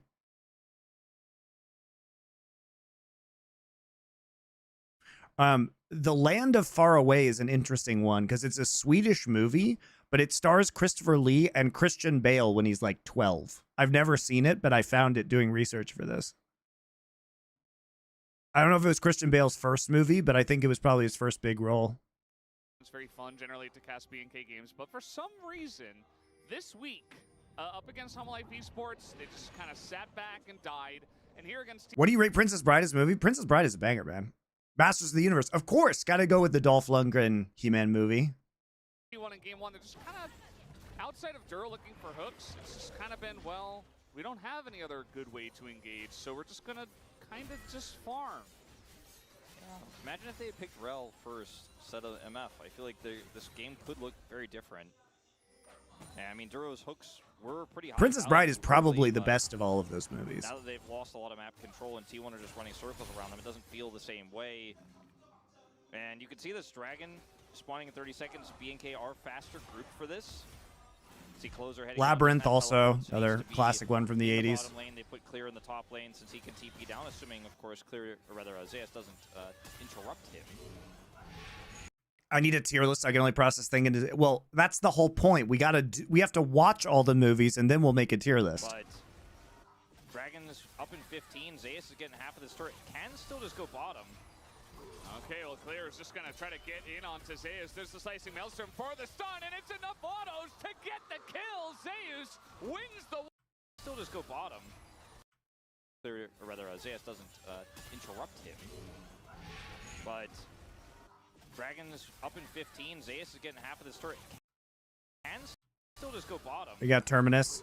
Okay, well, Clear is just going to try to get in onto Zeus. There's the Slicing Maelstrom for the stun, and it's enough autos to get the kill. Look at Zeus. He doesn't even have to do anything. He literally just stands there and right-clicks of Doom. He's just right-clicking of Doom. He's like, I don't need spacing. I just win this. I just stand there in auto. That's funny. Wins the 1v1. Clear had it. He'd had enough, and he said, I need to pull the trigger. How about Cold War era spy movies / shows? I would love to do that on 4Play. I love Tinker Tailor Soldier Spy. Not a fan. But there's a bunch of ones. What's the Tom Hanks one? Bridge of Spies. I mean, Cold War spy movies, fucking epic, right? That he'll just go down. And they don't start the Dragon. They give it up. And Clear all-ins to die. And now T1 gets Soul Point. And Duro is hoping that maybe he could catch this cannon in the top lane. Maybe put some deep vision up. But Zeus is long gone, miles away. Yeah. He's really a thing. No, I haven't seen the Chernobyl series yet, but I know it's good. This one. 3 kills, I need to watch 21 minutes, but a very large lead. Yeah, definitely a thinking emoji moment. As Clear, like... World War II movies go hard. Hell yeah. You clear the wave here, you keep the turtle alive for a little bit longer, but Zeus is AD Kennen, and the CC that he has is just going to allow him to AD you more. Like, his ult doesn't do that much damage, but it does stun you. Oh, you meant ones made during the Cold War. Oh, wow. I thought it was a pretty bizarre decision. I mean, all we have to go back is like to the 80s, 60s, like 50s through 91. Go in on that as Clear. You know what I mean? Yeah, we have Terminus completed now for Zeus as well. A lot of James Bond movies. And now he's got From Russia with Love. Belt, which very interesting. I mean, what is he going like? Dead Man's? Yeah, that's what I was thinking here. Like, and that's just going to be even more oppressive. It's Clear. Definitely a thinking emoji. It's really a thinking man's game. And Clear all-ins to die. 21 minutes, but a very... This is why, dude, I love how Zeus just stands there at the end. He's so confident. I mean, to be fair, Clear probably doesn't know the limits here of the AD Kennen with this build. But Zeus just stuns him and then just stands there in autos. He just doesn't give a fuck if he gets hit by Q. He doesn't try and kite him at all. His ult doesn't do that much damage, but it does stun you. I thought it was a pretty bizarre decision to go in on that as Clear at this game state. Yeah, we have Terminus completed now for Zeus as well. Yeah, he had it in the fight, and now he's got the Giant's Belt, which very interesting. I mean, what is he going like? Dead Man's? Yeah, that's what I was thinking here. Like, and that's just going to be even more oppressive. He's going to have a ton of tanky stats as well. Yeah, because then he just, I mean, he does a decent amount of damage, but he just becomes this utility engage DPS, like, kind of like Gnar, weirdly enough, where you do a lot of damage, but you actually have the CC to set up team fights. And great in the split push scenario as well, plus Deadman's builds, but that's what the assumption is at this point. I feel like T1 could have gotten even more value out of this comp by picking something that's not Azir and pick like a side lane champ like a LeBlanc or like a TF in a different meta. Just to, you know, we always used to have that.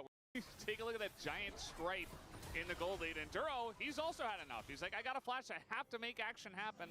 T1 just like straight up winning with macro this game. This is really good. They've got all the push. Although, you know, FearX has basically conceded a bunch of objectives through some weird TPs and lane assignments. And then Duro is almost getting people. And that's it. That's been the game. There was the one kill on the initial grub fight that Clear picks up consolation, as all dragons have been T1s. Herald was low value as T1 got an inner, right? I mean, this weirdly enough feels like B&K going back to the round 1 roots, where we were like, oh, this team is looking like they don't know who they are. Yeah. And right before playoffs, didn't feel great. Again, a low stakes match, but if my favorite movie is Gladiator, does that remove any validity for my opinions on movies? No, I love Gladiator, man. AD cannon for Zeus. Look, man, I like Ridley Scott, and I like Russell Crowe, and I like Ancient Rome, and I love that movie. Of the Viego in this draft into the Zyra, but you know what? If you could just we're actually gonna do Gladiator on 4Play pretty soon. We're gonna do so after our next arc, guys. Our next arc is gonna be called Money Shot. It's the reverse of Spit Roast, where we all pick like a major blockbuster that we think is actually good. So that one is going to be, and then we pick one from Roger Ebert. So that one is, I picked Jurassic Park it's because I picked 13th Warrior, which was a Crichton based movie. So I picked another Michael Crichton one, Jurassic Park. Thorin picked Godfather Part 1. And Richard picked Goodfellas, and then we picked Casablanca, which is one of Ebert's top 10 movies ever. And then after that one, we're going to do Sword and Sandals, because we're going to chain it into Gladiator 2's release. So I think we're going to do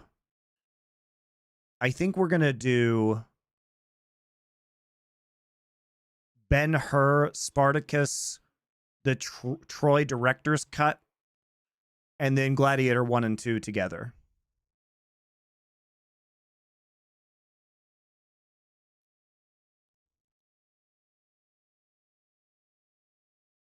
Out macro the enemy team completely and 3-buff them with the prio after a level 1, like we saw from T1. And then after that, we're going to do an Eggers director arc, I think. Item that has utility. Yeah.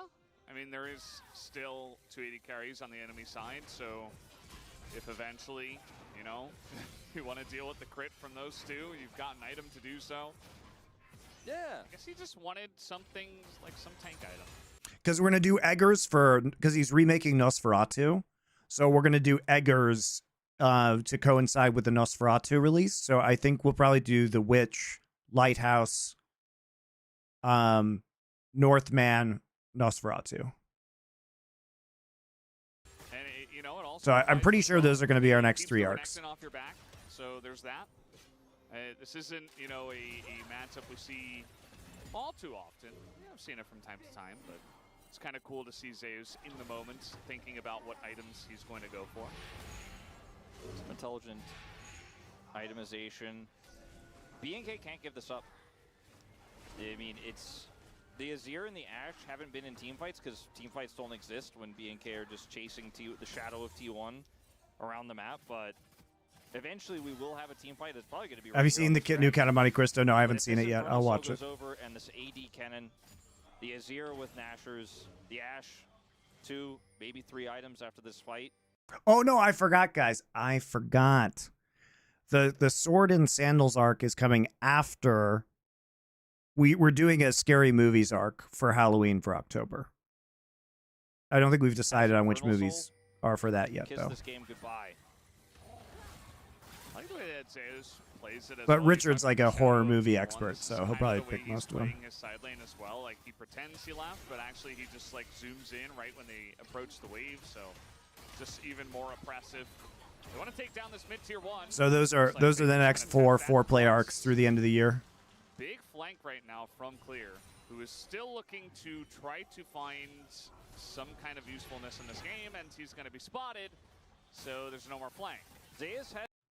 I mean, the split push from Kennen is absolutely just unstoppable at this point in time. They've done a really good job of setting all this up. This is my kind of game, guys. Just 100% macro. plays it as well. You talked about the shadow of T1. The thing has to be up there on that list. We already did the thing, Dutch. That was literally the first foreplay we ever did, was the thing. This is kind of the way he's playing his side lane as well. Like, he pretends he left, but actually he just, like, zooms in right when they approach the wave, so just even more oppressive. They want to take down this mid-tier 1. Looks like Faker just going to tap that. Oh, yeah, definitely a macro blast. Big flank right now. Some kind of usefulness in this game, and he's going to be spotted, so there's no more flank. It's the first foreplay. Just search LFN foreplay the thing. SCP and closer cannot stop him. So looks like maybe they were going to try to look for the flank to come back, or rather just the engage here on the Baron. They're just going to start Baron instead and say, look, one dragon versus one Baron. We already have 3 dragons. That's going to be what they grab. Nice fadeaway here from Raptor. They're going to TP for this.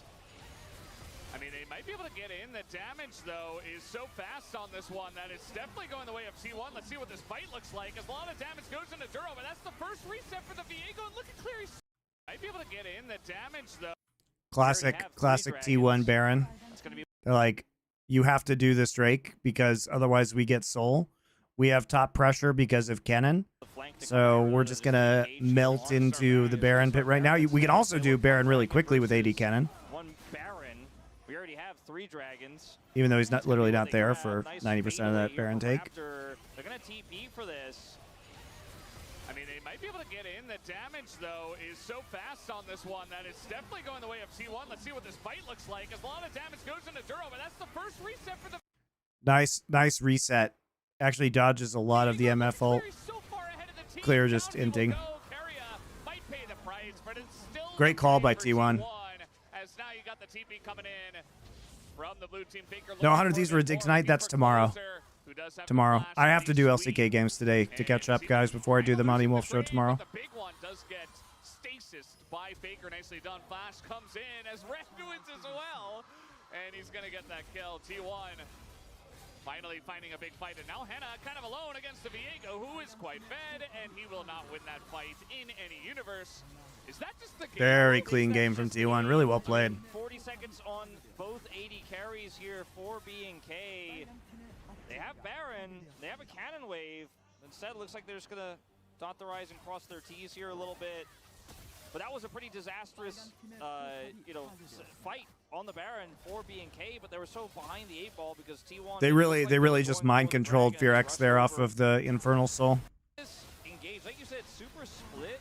Like Duro goes in alone. And then Fearx panicked. Instantly dies. Look at the bullet time, completely absorbed by Owner's transformation.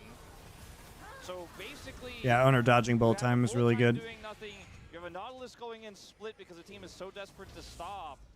And then you have a Renekton who's just out of his depth, trying to do anything. Faker forces flash there. Ooh, really beautiful. Stasis from Faker. Then Zeus goes in, Randuin. Really nice play by T1. Wow. They end up just settling for the inhibitor for now. I mean, nothing has happened in this game, but it's still... Now they can just play for soul in the next one if they're smart. They just play it slow. Yeah, I feel like... They have split push advantage. Yep. Oh, let's win the game. Never mind. Carries here on the side of T1 are now very fed. Zeus getting 1v2'd. He will trade 1-for-1. And Guma is still alive. I mean, they killed him, but they lost the game. Whoops. Faker? Oh! That was a great outplay by Faker. Kleos to Faker. Kleos to Faker. Say what you will about Faker's mechanics here in round 2 on a lot of other channels. You watch that top inhib tower? Why? First, Kennen had 4 items. Yeah, I feel like Zeus just right-clicked. What happens? I gotta go top, but I can't deal with the Kennen. The Kennen autos. I mean, he looks so funny with attack speed, right? And that was before the Kennen had 4 items. Yeah, I feel like Zeus just right-clicked on the turret. Verdict for on-hit Kennen. I mean, it was fun to watch. I feel like if it falls behind, though, it's complete shit. I'm gonna hook a minion, obviously not on purpose, but just desperation on the side of B&K. Down will go Carrier, but the carries here on the side of T1 are now very fed. Zeus getting 1v2'd. He will trade 1-for-1. And Guma is still alive, as well as Owner getting resets in the back line. Faker gonna go. And why can't they just All right, be next honest here game. against Faker every game? They will do it this time. Was Faker the main character? No.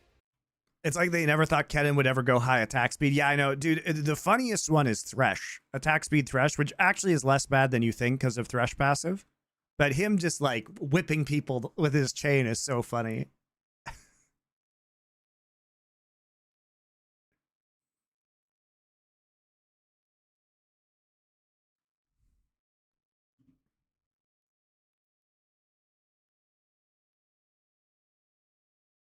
I would love for Richard's review of Suspiria for the horror movies, the original Suspiria or the remake. I like both of them. I thought the remake was pretty good of that movie.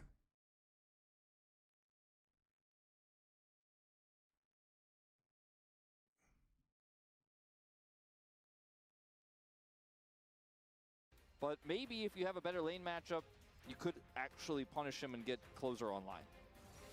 Yeah, I think absolutely. There's that LeBlanc. Just pop.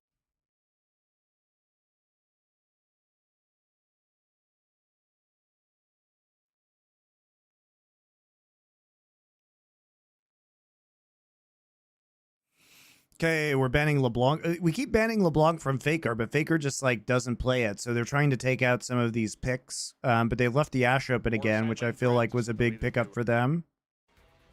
Are they gonna? Okay, so Rumble is up this time. Probably just gonna play Kennen into it, right? Sorted by top champions, and then just a few, squares off. Does anyone play LeBlanc? Yes, Rookie does. Showmaker does. I assume Faker does in scrims. There. This does leave Ashe Sejuani, which into Rumble as well. Okay, Ashe Lilia taken out. Raptor plays Sejuani. Yep, so you have Sejuani Rumble connection in the top side. They're setting up. So they want to do an AP jungler here, probably. Oh, wow. Okay. Can be quite punishing into this pick, but doesn't have the best jungle setup for it. And we have seen Lilia Camille does feel weird, but you have good engage at least. You have good setup in team fights with Ashe and Lilia ults.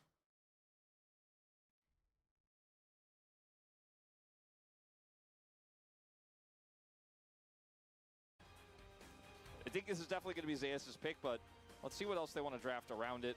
Leona take. Are you watching the BLG Weibo series offline? I watched it live last night. Banned in game 1. Be the Braum Ashe lane denied. Remember, level 1 Ashe caused them a lot of problems last game. Braum would have made it even worse. Maybe a Rakan ban. Why do more Poppy jungles? I know, man. I miss Poppy jungle. Yeah. I don't know what the ban will end up being. Bard. I feel like Bard in the BNK composition is really good. I was going to mention the Yone because Bard in either comp is really good. Bard into Jhin is good. Playing that and feel a little bit more safe. It does feel like final ban. Faker will look to lock this Corki in. All right, really so we got some poke, but we have no front line. So it's just going to be Corki. What's Closer going to play, though? They banned his Yone, and they took his Corki away. He's an AD player. Play Lucian here. I mean, he can play AP, I guess, if they have Jhin.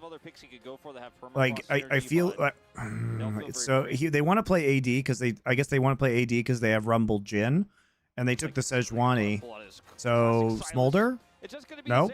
Okay, mid Zeri, fine. I think this mid Zeri here makes sense. You have setup and you have a janitor champ to clean up off of Rumble holds. This one always feels like a pick that is a trap, but has just been so winning in the mid lane right now that I need to respect its power. As the final pick here will be Duros. Yeah, I think it's good, especially because they have that Jhin. There's that Rakan. Yeah, it's. I think you don't pick Smolder here because Smolder into Camille, I imagine, is pretty dog shit. Like, the lockdown here onto Smolder and the backline access would be really crazy. It's a bit awkward, but it is Duro. I mean, it's hard for Zeri as well, but I feel like it's Smolder would just really insta-die. Though. You get shredded so easily. And Poppy feels very good into it, if that is in fact going to be locked in here. Yeah. Keria is laughing, but then the smile... I mean, I guess it could be support Camille top Poppy, but you're not going to play top Poppy into Rumble. It could be support Poppy, but you probably wouldn't play that. Like, Nautilus would be the natural pickup here, potentially. Weird. I mean, Bard here would help you counteract Rumble, because you can either Rumble, you can Bartle yourself, or Bartle when they're trying to engage. Because, like, you can actually, their engage is very transparent. With the Camille. Bard feels very strong as well. Yeah, Bard's good. I like it. I meant it for the BNK side, but we end up. No, it's good. It's good for T1 as well. It's a very annoying lane to deal with Ashe. Ashe is also a champion that can be left alone sometimes, so Bard can roam, and Bard fucks up Jhin really badly because it's really easy to ult him. A lot, and we are seeing so many mid laners just crush even strong mid laners on the Corki. With it also allows you to set up, like, you have really strong engage because you can Ashe arrow somebody into Bard ulting, and that allows Lilia and Camille to gap close. That often goes ignored when you have that early AD carry pickup. People are kind of thinking about, you know, okay, well, we're going to pick Corki, it's safe. We banned away some of those other picks. Tristana's fallen off. And then the Zeri comes through, and then you have a weaker, like, scaling AD carry in the Jhin, more utility, a lot of range. Feels like you're in a good spot. Then Zeri shows up and like, oh, now we got to deal with this really scaling AD carry that can work. Yes, you can Bard ult yourself if Rumble gets a good ult. Yes, indeed. Draft here. I do think that T1's draft has the tools. It's got great lockdown. The Zeri isn't that scary because you have the Camille, so you could just simply put her in the Hextech and then blow her up. There's that follow-up there. BNK's agency, if played well, it's still Faker versus Ryu. Yep, all these years later, it's still Faker versus Ryu. Off we go to game number 2, as Carrion just recently got a skin from Winning Worlds for Bard. True. And I don't think it's available for him to. We'll see if he can get anything done here at level 1. Hannah will just put down a ward. Cleared. And zombied. Yeah. Loves taking Raptors. Okay, Raptor invade. He does enjoy a good Raptor takeaway. He gets his Raptors to go. Because he gets them and then he goes. And let's see how this matchup goes, because both of the soul lanes I feel like are relatively volatile. And Closer plays well with the burst fire. We've seen Zeri solo kill Corki. We've seen all-ins at level 6 come through. And then the top lane matchup, if Clear spaces well with his harpoons, can kind of keep Zeus at bay. He did go for Grasp. He also has Comet, so can kind of, and Scorch, so can kind of continue to. Have any of you guys actually seen Alien Romulus yet? I've heard it's pretty good. Zeus to kind of hit an all-in until he hits level 2. Is that really the correct path for Lilia? So zombie ward here, ward placed here. That's Lilia's ward that was placed there. So they're trying to see if he's going to be crossing. This also protects Camille pushing up and playing more aggressively on the top side, because you can go over here and then 3 camp. So if Sejuani's going to come up, you actually at least have some protection. Obviously a little bit as owner will be able to hit 3 in for a hook shot and being very annoying up there. He will stem the bleeding. Baker's 5-5 on this Corki pick. It's been very much a pick has been hit and miss. So I think honestly it's just protection for how aggressively they want to play through the top side of the map. A solid B. I liked it. Good. I'm rewatching the old Alien movies right now. Especially in round 1, this was a very heavy. Raptor can gank bot in this situation, yeah, but that's why they have the wards up, and they just pinged him, so they know that he is on his red buff, so top is safe to play aggro.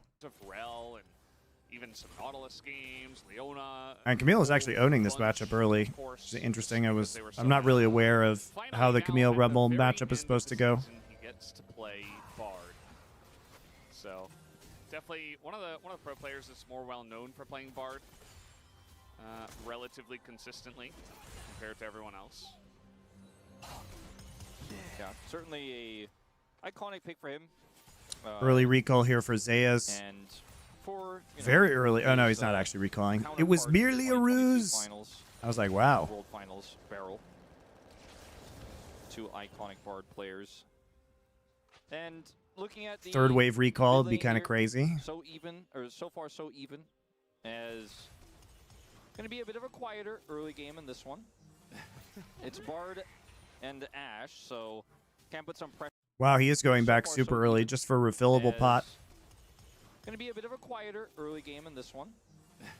It's Bard and Ash, so can put some pressure on, but kill pressure much harder to find. I place it third in the franchise.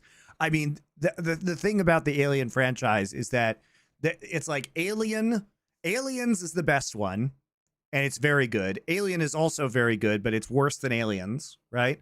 And then everything else is pretty much garbage.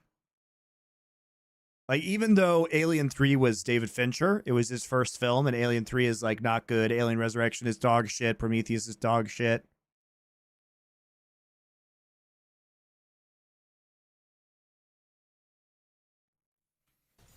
With this lane, Hannah did take cleanse, which is going to be high value into that Ash. I think this Prometheus is good. It is not is going to good. be very It important is in this game shit. once again. Zeus on a split push pick like the Camille. Here comes Owner invading in onto Duro, but now he's just going to have to flash the wall. Keria just puts down a magical journey kind of into nowhere, but T1 do want to fight this. Just stay straight up 4v4 in the jungle. Just fight.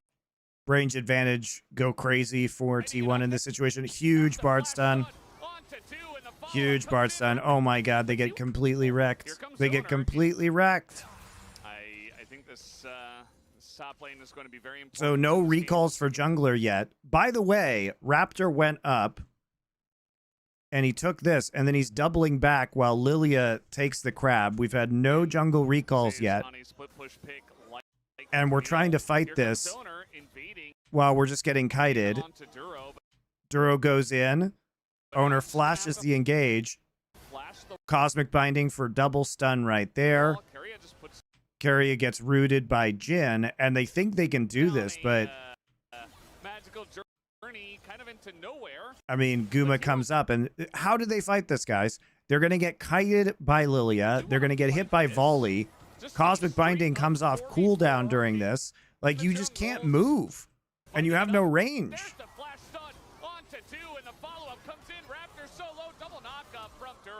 Doesn't matter. The damage is taken away, and T1 will pick up 2 kills in one of the most random fights I've ever seen. Yep, they just say, I'm gonna skirmish. I don't know why you send the game off of this fight. Plus closers zoned out of this engagement. Like, you thinking that after you misengage, I mean, the engage was flashed from Rakan, but Ash, Corki, Lilia, too good in this scenario. That's it. Game is over. Game is over. Just say, I'm going to skirmish with you. You guys want to fight this one out? We have 280 carries. You have kind of 1.5 in the Jin territory. Not able to really offer too much here, as ended up just getting the flash stun. Guma also flashing, Owner flashing for the play. A lot of flashes. No melees for Sedge either. Yeah, good point, Cribs. 2 kills going over 1 apiece to both of T1's 80 carries in this composition. Clear has, as I mentioned, once you get those first few levels in, has taken control of this matchup. And is have I played Alien Isolation? No, I've heard it's good, though. It all starts off here when Raptors are respawning, and then Duro ends up trying to make this play here, whiffs it, doesn't have his knockup anymore, and I feel like at this moment for B and K, you're like, oh, I think they can't win this. We're doing a decent amount of damage. But then, flows come through, stun comes through, Henna is Jin. That Cosmic Binding is so massive, though. He's like, well, I'm reloading. And they'll all be reloading out of the spawn room after Keria. Alien Firestorm lead is fucking awesome. I heard that one was good too. Pushed away by the Gatling gun. This is not a fightable. Mars Attacks is the best Alien movie ever. Look, man, Mars Attacks is a guilty pleasure of mine, but it's not very good. Judge the situation way better and have that clutch play from Keria. Yeah, it turns out, you know, when you flash on in, you get a stun right onto the front line. It's very obvious where the damage needs to go. I like Mars Attacks quite a bit. I think the cast is honestly amazing in that movie. Using his flash early on, but it's not a great movie. Tim Burton's best movie. Oh, that is a fucking horrendous take. if you think that is Tim Burton's best movie. Engage. And so You're being fired. I'm sorry. You get a pleb alert for that.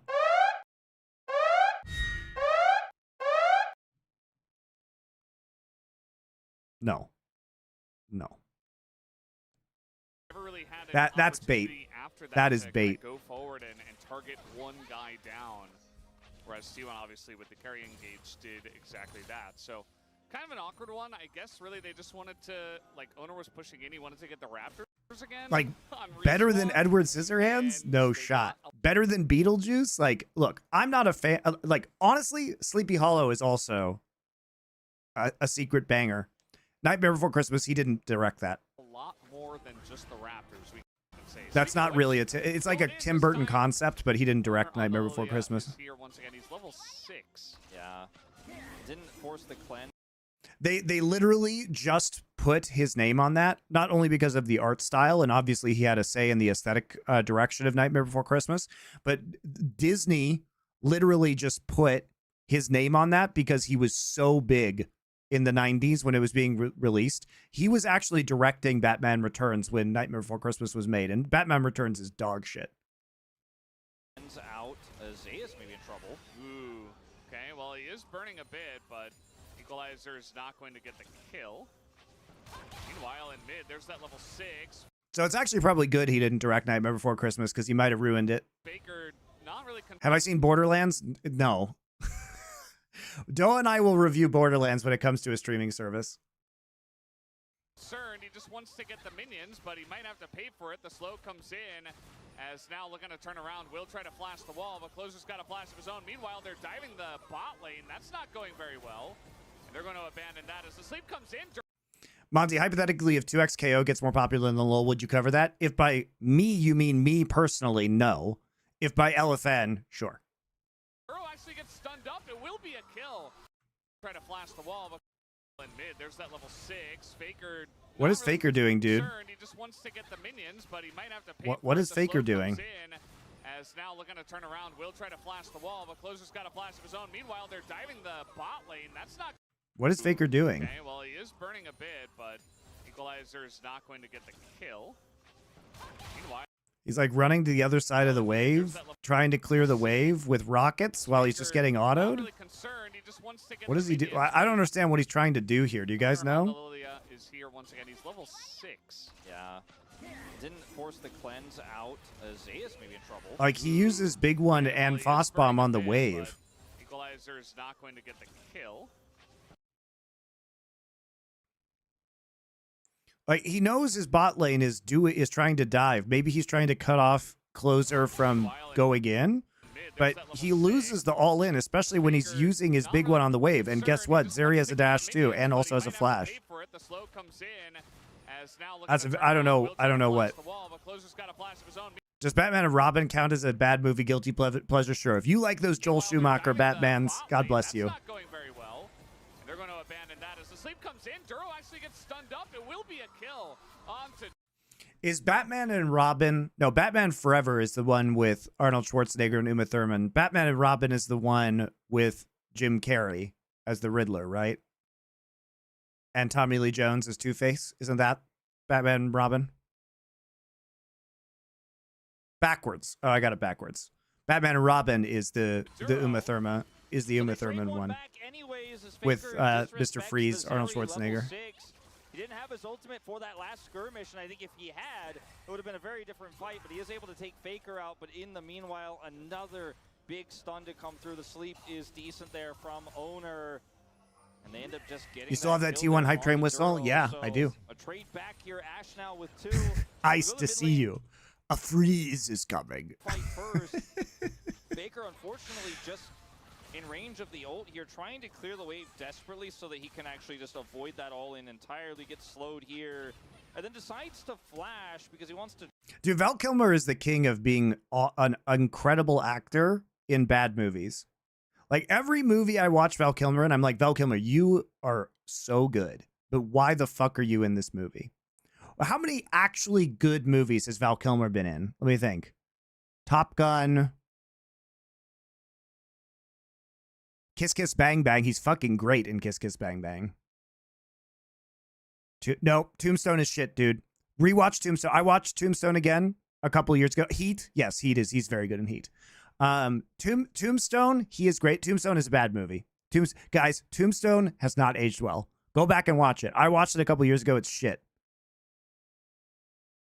Trade closer. But that's another one he's great in, but the movie is bad. Had extendo beam just yet because he just used it for the slow, so that will force him to flash. If he had it, maybe he could have gone for the snipe there, but either way, used it to get. Ghost in the Dark. You're really gonna cite Ghost in the Darkness as a good movie?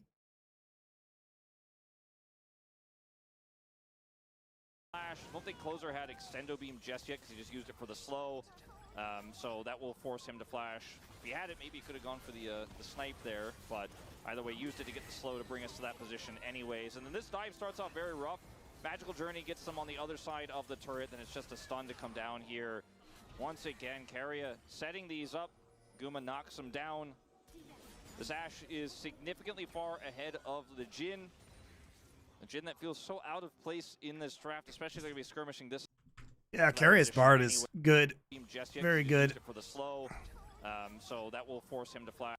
But Faker prevented Zeri from being in this bot fight, guys, so he did his job. Gone for the snipe there, but either way, used it to get the slow to bring us to that position anyways. And then this dive starts off very rough. Magical Journey gets some nice reposition. Very nice reposition to get the finish on the Lilia sleep. Very nice. Once again, Keria setting these up. I haven't seen The Saint. I don't believe you that it's good. Best Nick Cage movie is Mandy. Mandy is an actual banger. Mandy is an actual banger, guys, if you haven't seen it. I watched it for the first time when I was high on weed. Do not do that. That was not fun.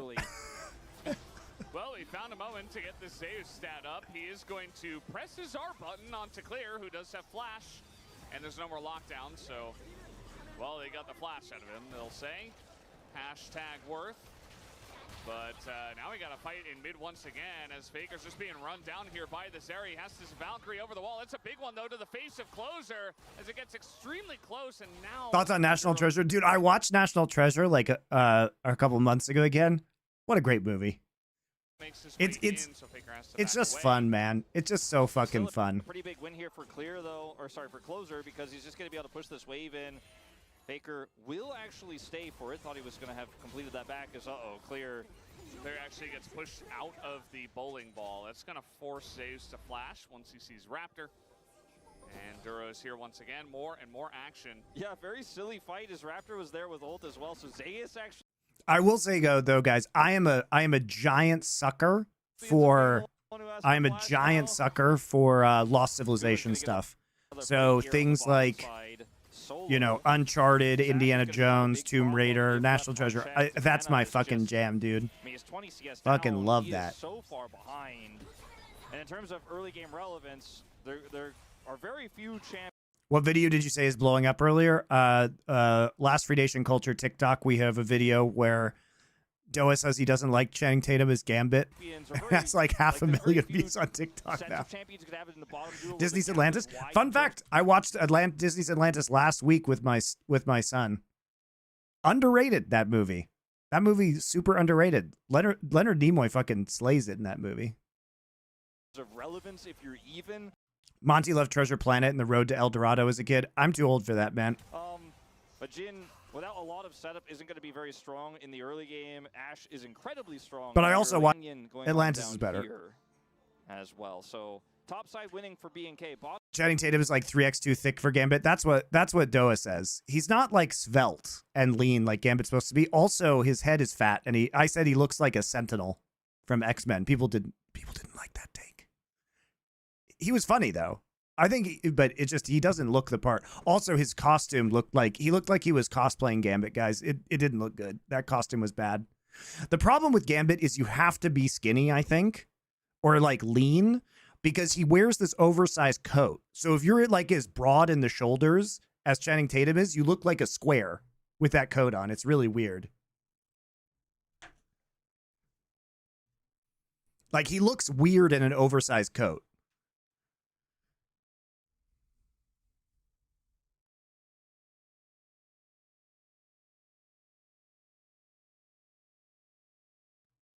Bottom side, definitely Guma's game. Yeah. Duro finally going to return home. This is kind of the way things Who would you go cast as nowadays. Gambit? The support all over the map Austin Butler? and trying to make plays for the grubs and even trying to get top in this game. And finally, he does make his way down. So Carrier also going to make his way down. There is a Drake available here, Cloud Drake, which Monty could play Gambit. Yeah, I could actually. is still pretty nice, you know, for the Lilia. I don't think I could do the. I don't think I would act it very well, but on looks. But actually, just not James Franco, that's a necessary. good shot. He might be too old. So no Drakes to be taken here, even after 10 minutes. Owner's top side, and this is gonna try to clear some vision here around the upcoming grubs. We did not see Closer all-in Faker a second time here with his ultimate. He was pushing up and looking like he was going to threaten it potentially, but Faker just backs. A little bit late to catch some of these mans. I believe it was a cannon wave though, so it won't be too much lost. As finally Carrier gets level 6, and he's already had such a big impact in this game. We'll see what he can get done with his Tempered Fate. Bit of a lurk here on said grubs. Owner was topside. Is trying to make a play happen, but Raptor a bit alone. He does have Closer coming up, and the equalizer is good as well. Owner will be taken down. Nice engage. And now Zeus just on the run. This Zeri just getting so much value in this game. Zeus just go Zeus back can go over the wall, into maybe? pit, You have E? but no hook shot. No, he's dead. And no escape for What was this? What was this by T1? Is trying to make a play happen. but Like you're trying to play into the Sedge Rumble side of the map? alone. He does have Closer coming up, and the Owner equalizer waste is good as flash, well. too. Owner will be taken down. And now Zeus just on the run. This Zeri just getting so much value in this game. So, Zeus T1's just go way back too late to make into the that play. pit, But no hook shot and no escape for the top laner of T1. So that's 2 kills now going back over to BNK. That was a really decisive call from Raptor to look for that ultimate to start the fight off. Closer can join in very quickly on the Zeri and ends up getting an insanely high value team fight. Yeah, T1 Closer really just wanted gets. that He's able to topside rotate much control. faster. Hoping, I think, to He also, I don't know, has combat stats because he didn't win build that, tier. then go bottom side and take Cull. control of the grubs to the prio that Guma set up, but we're not expecting such a decisive response from BNK. As Faker's going to take Faker just turret shots here. But taking turret shots. once All right, this he's gonna get plate played though. will It be doesn't matter. rewarded with it.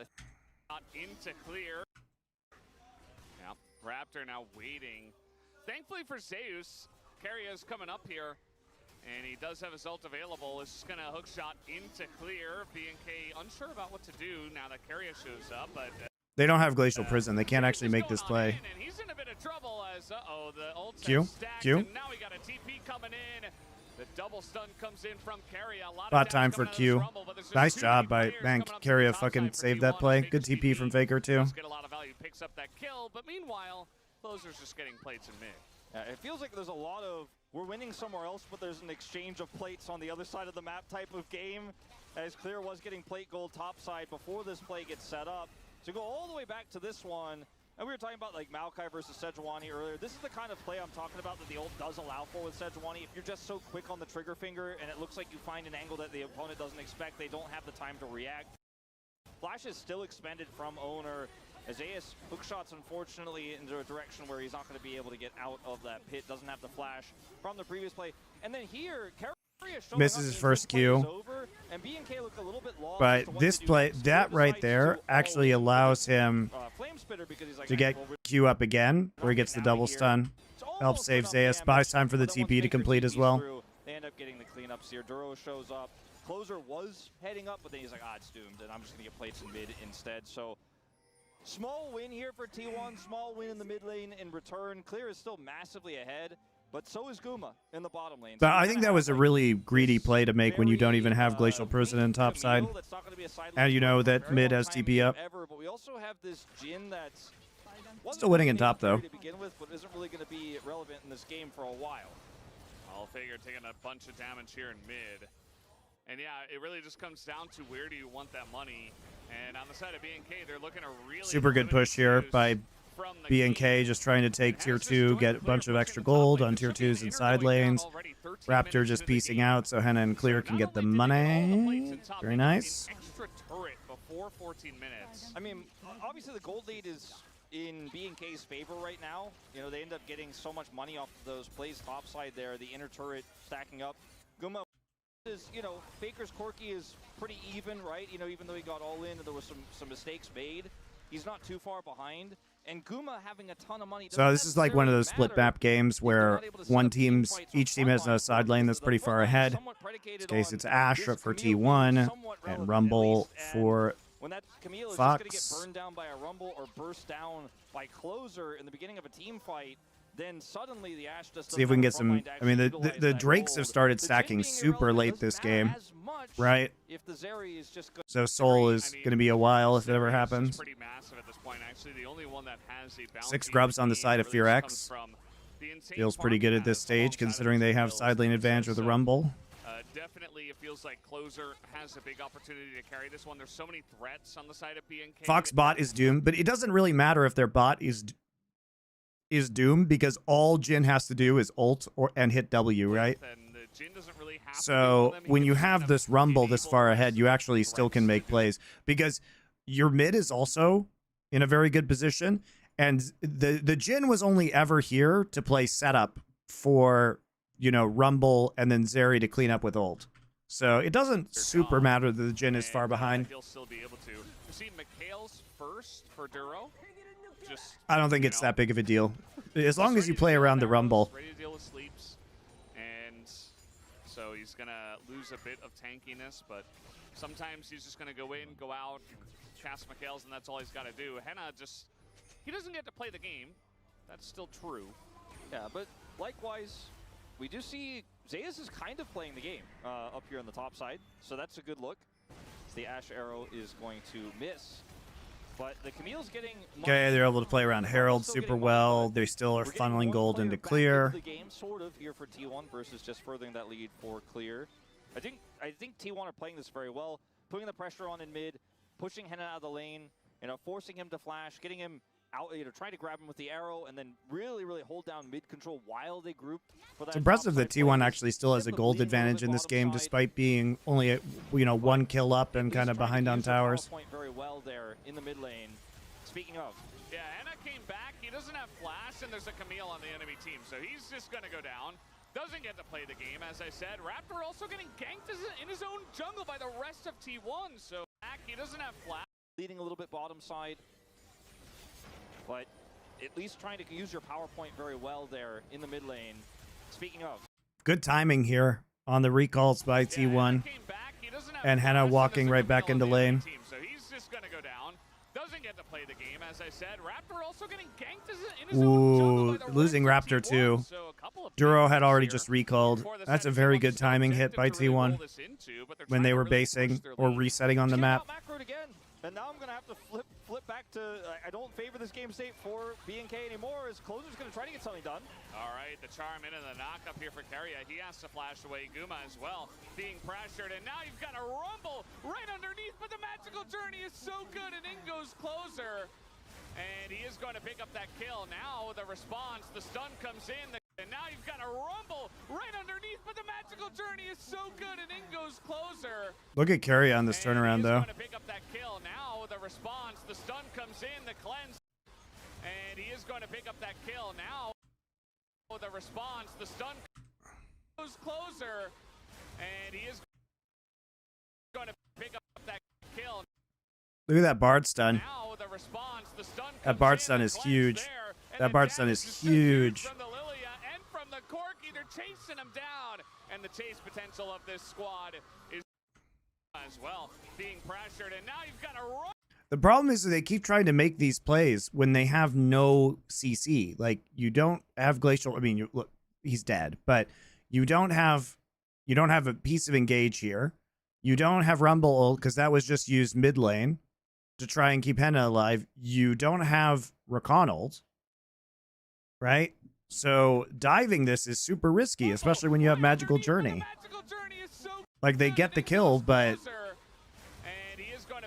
the follow-up is huge because the engage range of Camille is really big. Huge Q there.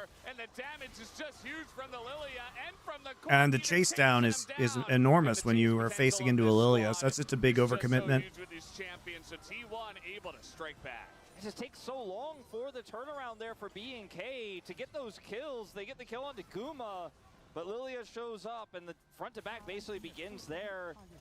And it's just really easy for them. That works in their favor. Closer doesn't take the magical journey. Yeah, they get too greedy. You should take mid tower. Absolutely, you should take mid tower and then not over push. You don't have to kill Guma, by the way. You can literally just push the wave into tier 2. This is completely unnecessary.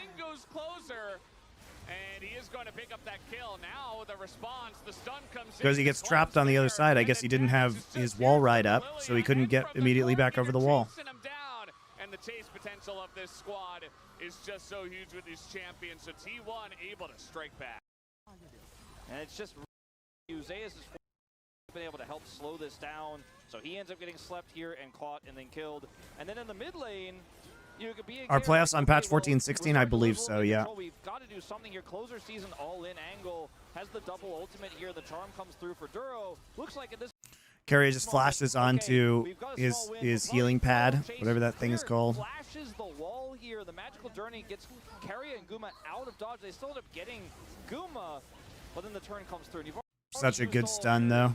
Such a good stun. Dura already has Mikhail's, by the way. That was the cleanse on the Bard stun. T1 are just so good at saying, oh, look, maybe somebody's going to get caught. It's like they dangle themselves out in front of you. You get completely. But Fearx is playing a lot of these fights without crucial engages like Glacial Prison or Equalizer being there. Oh, man, B&K have a really nice lead. Look at where the gold is. Two big whoopsies, and then T1.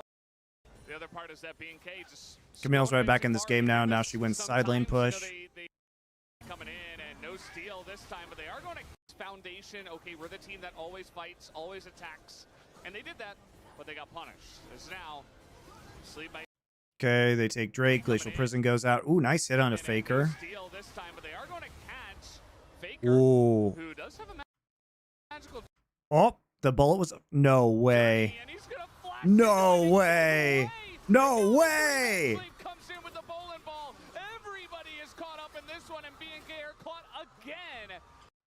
And he's gonna no fucking way, guys. Now, Sleep might be coming in, and no steal this dude, time, Faker. God damn, dude. He is so psycho. Faker. The timing on the Jhin ult bullet was off, and then he just insta flashes into Magical Journey W. Then the fucking ult, and he turns around, shoots a big one, AoEs them, and then they're just stuck in Lilia ult. That is so crazy. Wow. What a play, man. T1 when they're clean, man, looks so clean. Oh, you never think they get out of that. Really dumb of Fearx again, though, to take... It's really dumb of them to actually take this, because remember, all their money is on Rumble, right? So... You cannot fight this. You cannot fight this. You literally just mad AO. 3 of them pop out of the magical journey. 2 of them are stunned immediately. They all get hit by Lilia, and then they get slept. Really terrible follow. They cannot follow through these magical journeys. The kiting is just too strong from Lilia, Bard, Ashe, Corki. And man, that play from Faker there, absolutely. I think Gagel said that T1 looked the cleanest this whole split in this series. I couldn't tell if it's because Fearx played it bad. They are playing it badly, right? Like, they shouldn't be pursuing these. They're playing into T1's win cons in this game. Like, why would we even fight without Rumble? They're fighting without crucial members or crucial ultimates. They're over pursuing constantly. They just knocked B&K out of this game and potentially out of this series. Nice equalizer attempt to maybe steal that one away. Did you see Carrier heal to speed up Faker right at the end of the Bard portal? No, I didn't. Guma's on the cross here, slowing them on the approach. Really, this is gorgeous, though. Now Faker gets caught here, but then Carrier's over the wall. Tempered Fate comes through, and then Faker's like... Bullet timing. Look at that. Bullet timing just slightly off. Slightly off. All right, flashes through, and they're all like, better. There's the heal, yeah. I'm sure it'll be fine. Yeah. Dude, but they just get owned. I like how Faker has the balls to throw a rocket in there, too. If weirdly enough, if Faker dies there, maybe they don't chase. Like, if it doesn't flash perfectly, they don't chase. It's actually fine for B&K. But all he had to do was escape and then taunt them to chase him. Beautiful play, though. Beautiful play. We said it. There's no stakes. I did tell you guys all at the lunch table, at the dinner table, in the cafeteria before this series, I said, If I had to guess, it's probably going to be a 2-0 because whoever wins game 1 gets some momentum. But game 2 looked like that wasn't going to be the case until it was. As Raptor finds an angle. Nice cleanse comes in, and there's the arrow to the face, but the charm's still going to land. These two guys kind of caught. And get some momentum. But game 2 looked like that wasn't going to be the case until it was. As Raptor finds an angle. Nice cleanse comes in, and there's the arrow to the face, but the charm's still going to land. These two guys kind of caught out, but once again, Tempered Fate comes through, but Guma, no escape for him. Owner a lot more tanky, and Duro just going to go down to mostly Faker and a bit of damage from the Lilia as, man, Owner is just so incredibly... You can't run from this composition, though. You can't run from the Lilia, Camille. Maybe gets hit. No, it's just going to be the Jesus Camille. Christ, it's just going crazy on people now. Clear. There's just nowhere to go. And you gave him Rumble. You felt good about this one for the side of BNK. You get Rumble for clear, but it's just not enough. Yeah, suddenly you blink your eyes, or maybe if you took a restroom break, instantly behind going in to watch what's happened, and it's just BNK being on the edge, like almost got him. So passive, but it's what you can do when Duro's been in the death that this Lily is able to do. You have so much control. Ticking down this happen from the Lilia. I think the wallets are just that big. Oh my god, he hit Jin? And with a late cleanse there, just wanted to see if he could save it. As Curious trying to set up a dive, they will wait for this next wave of minions before they go for anything here. I mean, Zaya still has ult, so it's hard for Closer to slide in and look for a play here. Just instantly get locked down by the Hextech ultimatum. So just kind of have to clear waves and cross their fingers that maybe there will be a scaling angle here. I mean, this area is on 2 items, now 3, as I say it. That's a big spike, but it might be a little bit too late. 6,500 gold behind. Yeah, at least for BNK, it is Chemtech Soul. I mean, there is a bit of healing, a little bit of shielding, but it's not really that big of a deal. A little bit of tenacity value. Yeah, a little bit. They've already got cleanse, so. But yeah, this is just pretty far up from T1, and finally it feels like BNK are able to punish something, but then Baker just trades one back. Yeah, I mean, it is a kill onto the support versus a kill on. I need like the carry. Yeah, Genji HLE will be a for-fun series tonight. It'll either be boring and standard, or we're going to see some happy gaming and some wacky-ass picks. You know, Genji might just try. The other thing that Korean teams like to do is they like to pull out a really fucking weird pick and just show it right before playoffs. And if they lose with it, it's not a big deal. But if they win with it, then you have to consider it in pick ban for playoffs. So you can mind game a little bit with weird picks in matches like these. I mean, this Baron is about to spawn 10 seconds, and you've got very good turn on the side of T1. You can throw a ball in. And I think T1 played this series very well. From the bar, Tempered Fates. Got a lot of ways, especially game 1. Really good game from them. To also pressure the side lane, and this is just one way to do it as well, I suppose. Miguel's has to be used on Sejuani. Bardo comes in. Glacial Prison used, but no value. Owner easily gets out of this. Flash out. Flash away, and take a look at Zayus just trying to peel for the team, as he's gonna have to gets the flash over the wall after the flash engage. Okay, well, Baron. Are layered on top. Owner loses a ton of health. He's got a flash away. AFTP for Zayas. You can. Okay, wait, watch this. Will LCK play SB on 14-16? I think so. They had gotten kills there. The Fury game right now. Oh yeah, it's the Bria Nongshim. Yeah, it's definitely going to be some inting. I think they're playing Nefuri because Nefuri is one of, I believe, 2 champions that has never been played in LCK. Chronicler confirmed 14-16. Yeah, it makes sense to me. Talked about it earlier on. He just doesn't do much, and now Raptor trying to get close to the pit. Here's the turn as well at T1. They do find it. Zeus not going to pull the trigger on the ultimatum. No jungler, no equalizer, and T1 can just go straight back to the Baron with no fear here. I mean, Avenge.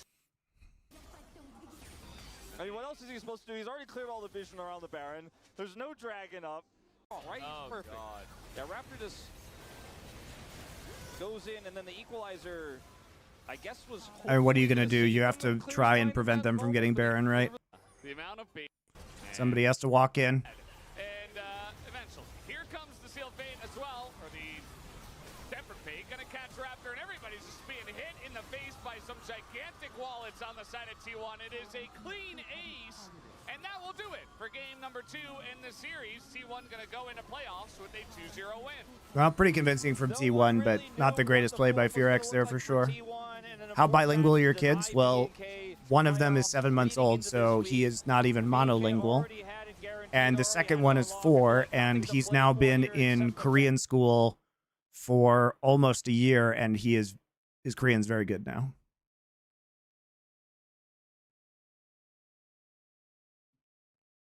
He's been in school for like 9 months. And he went to Korean daycare before that, so in LA. But he's very bilingual now, which is why we came back. All right, guys, that's it. Is his English good? Yeah, his English is perfect.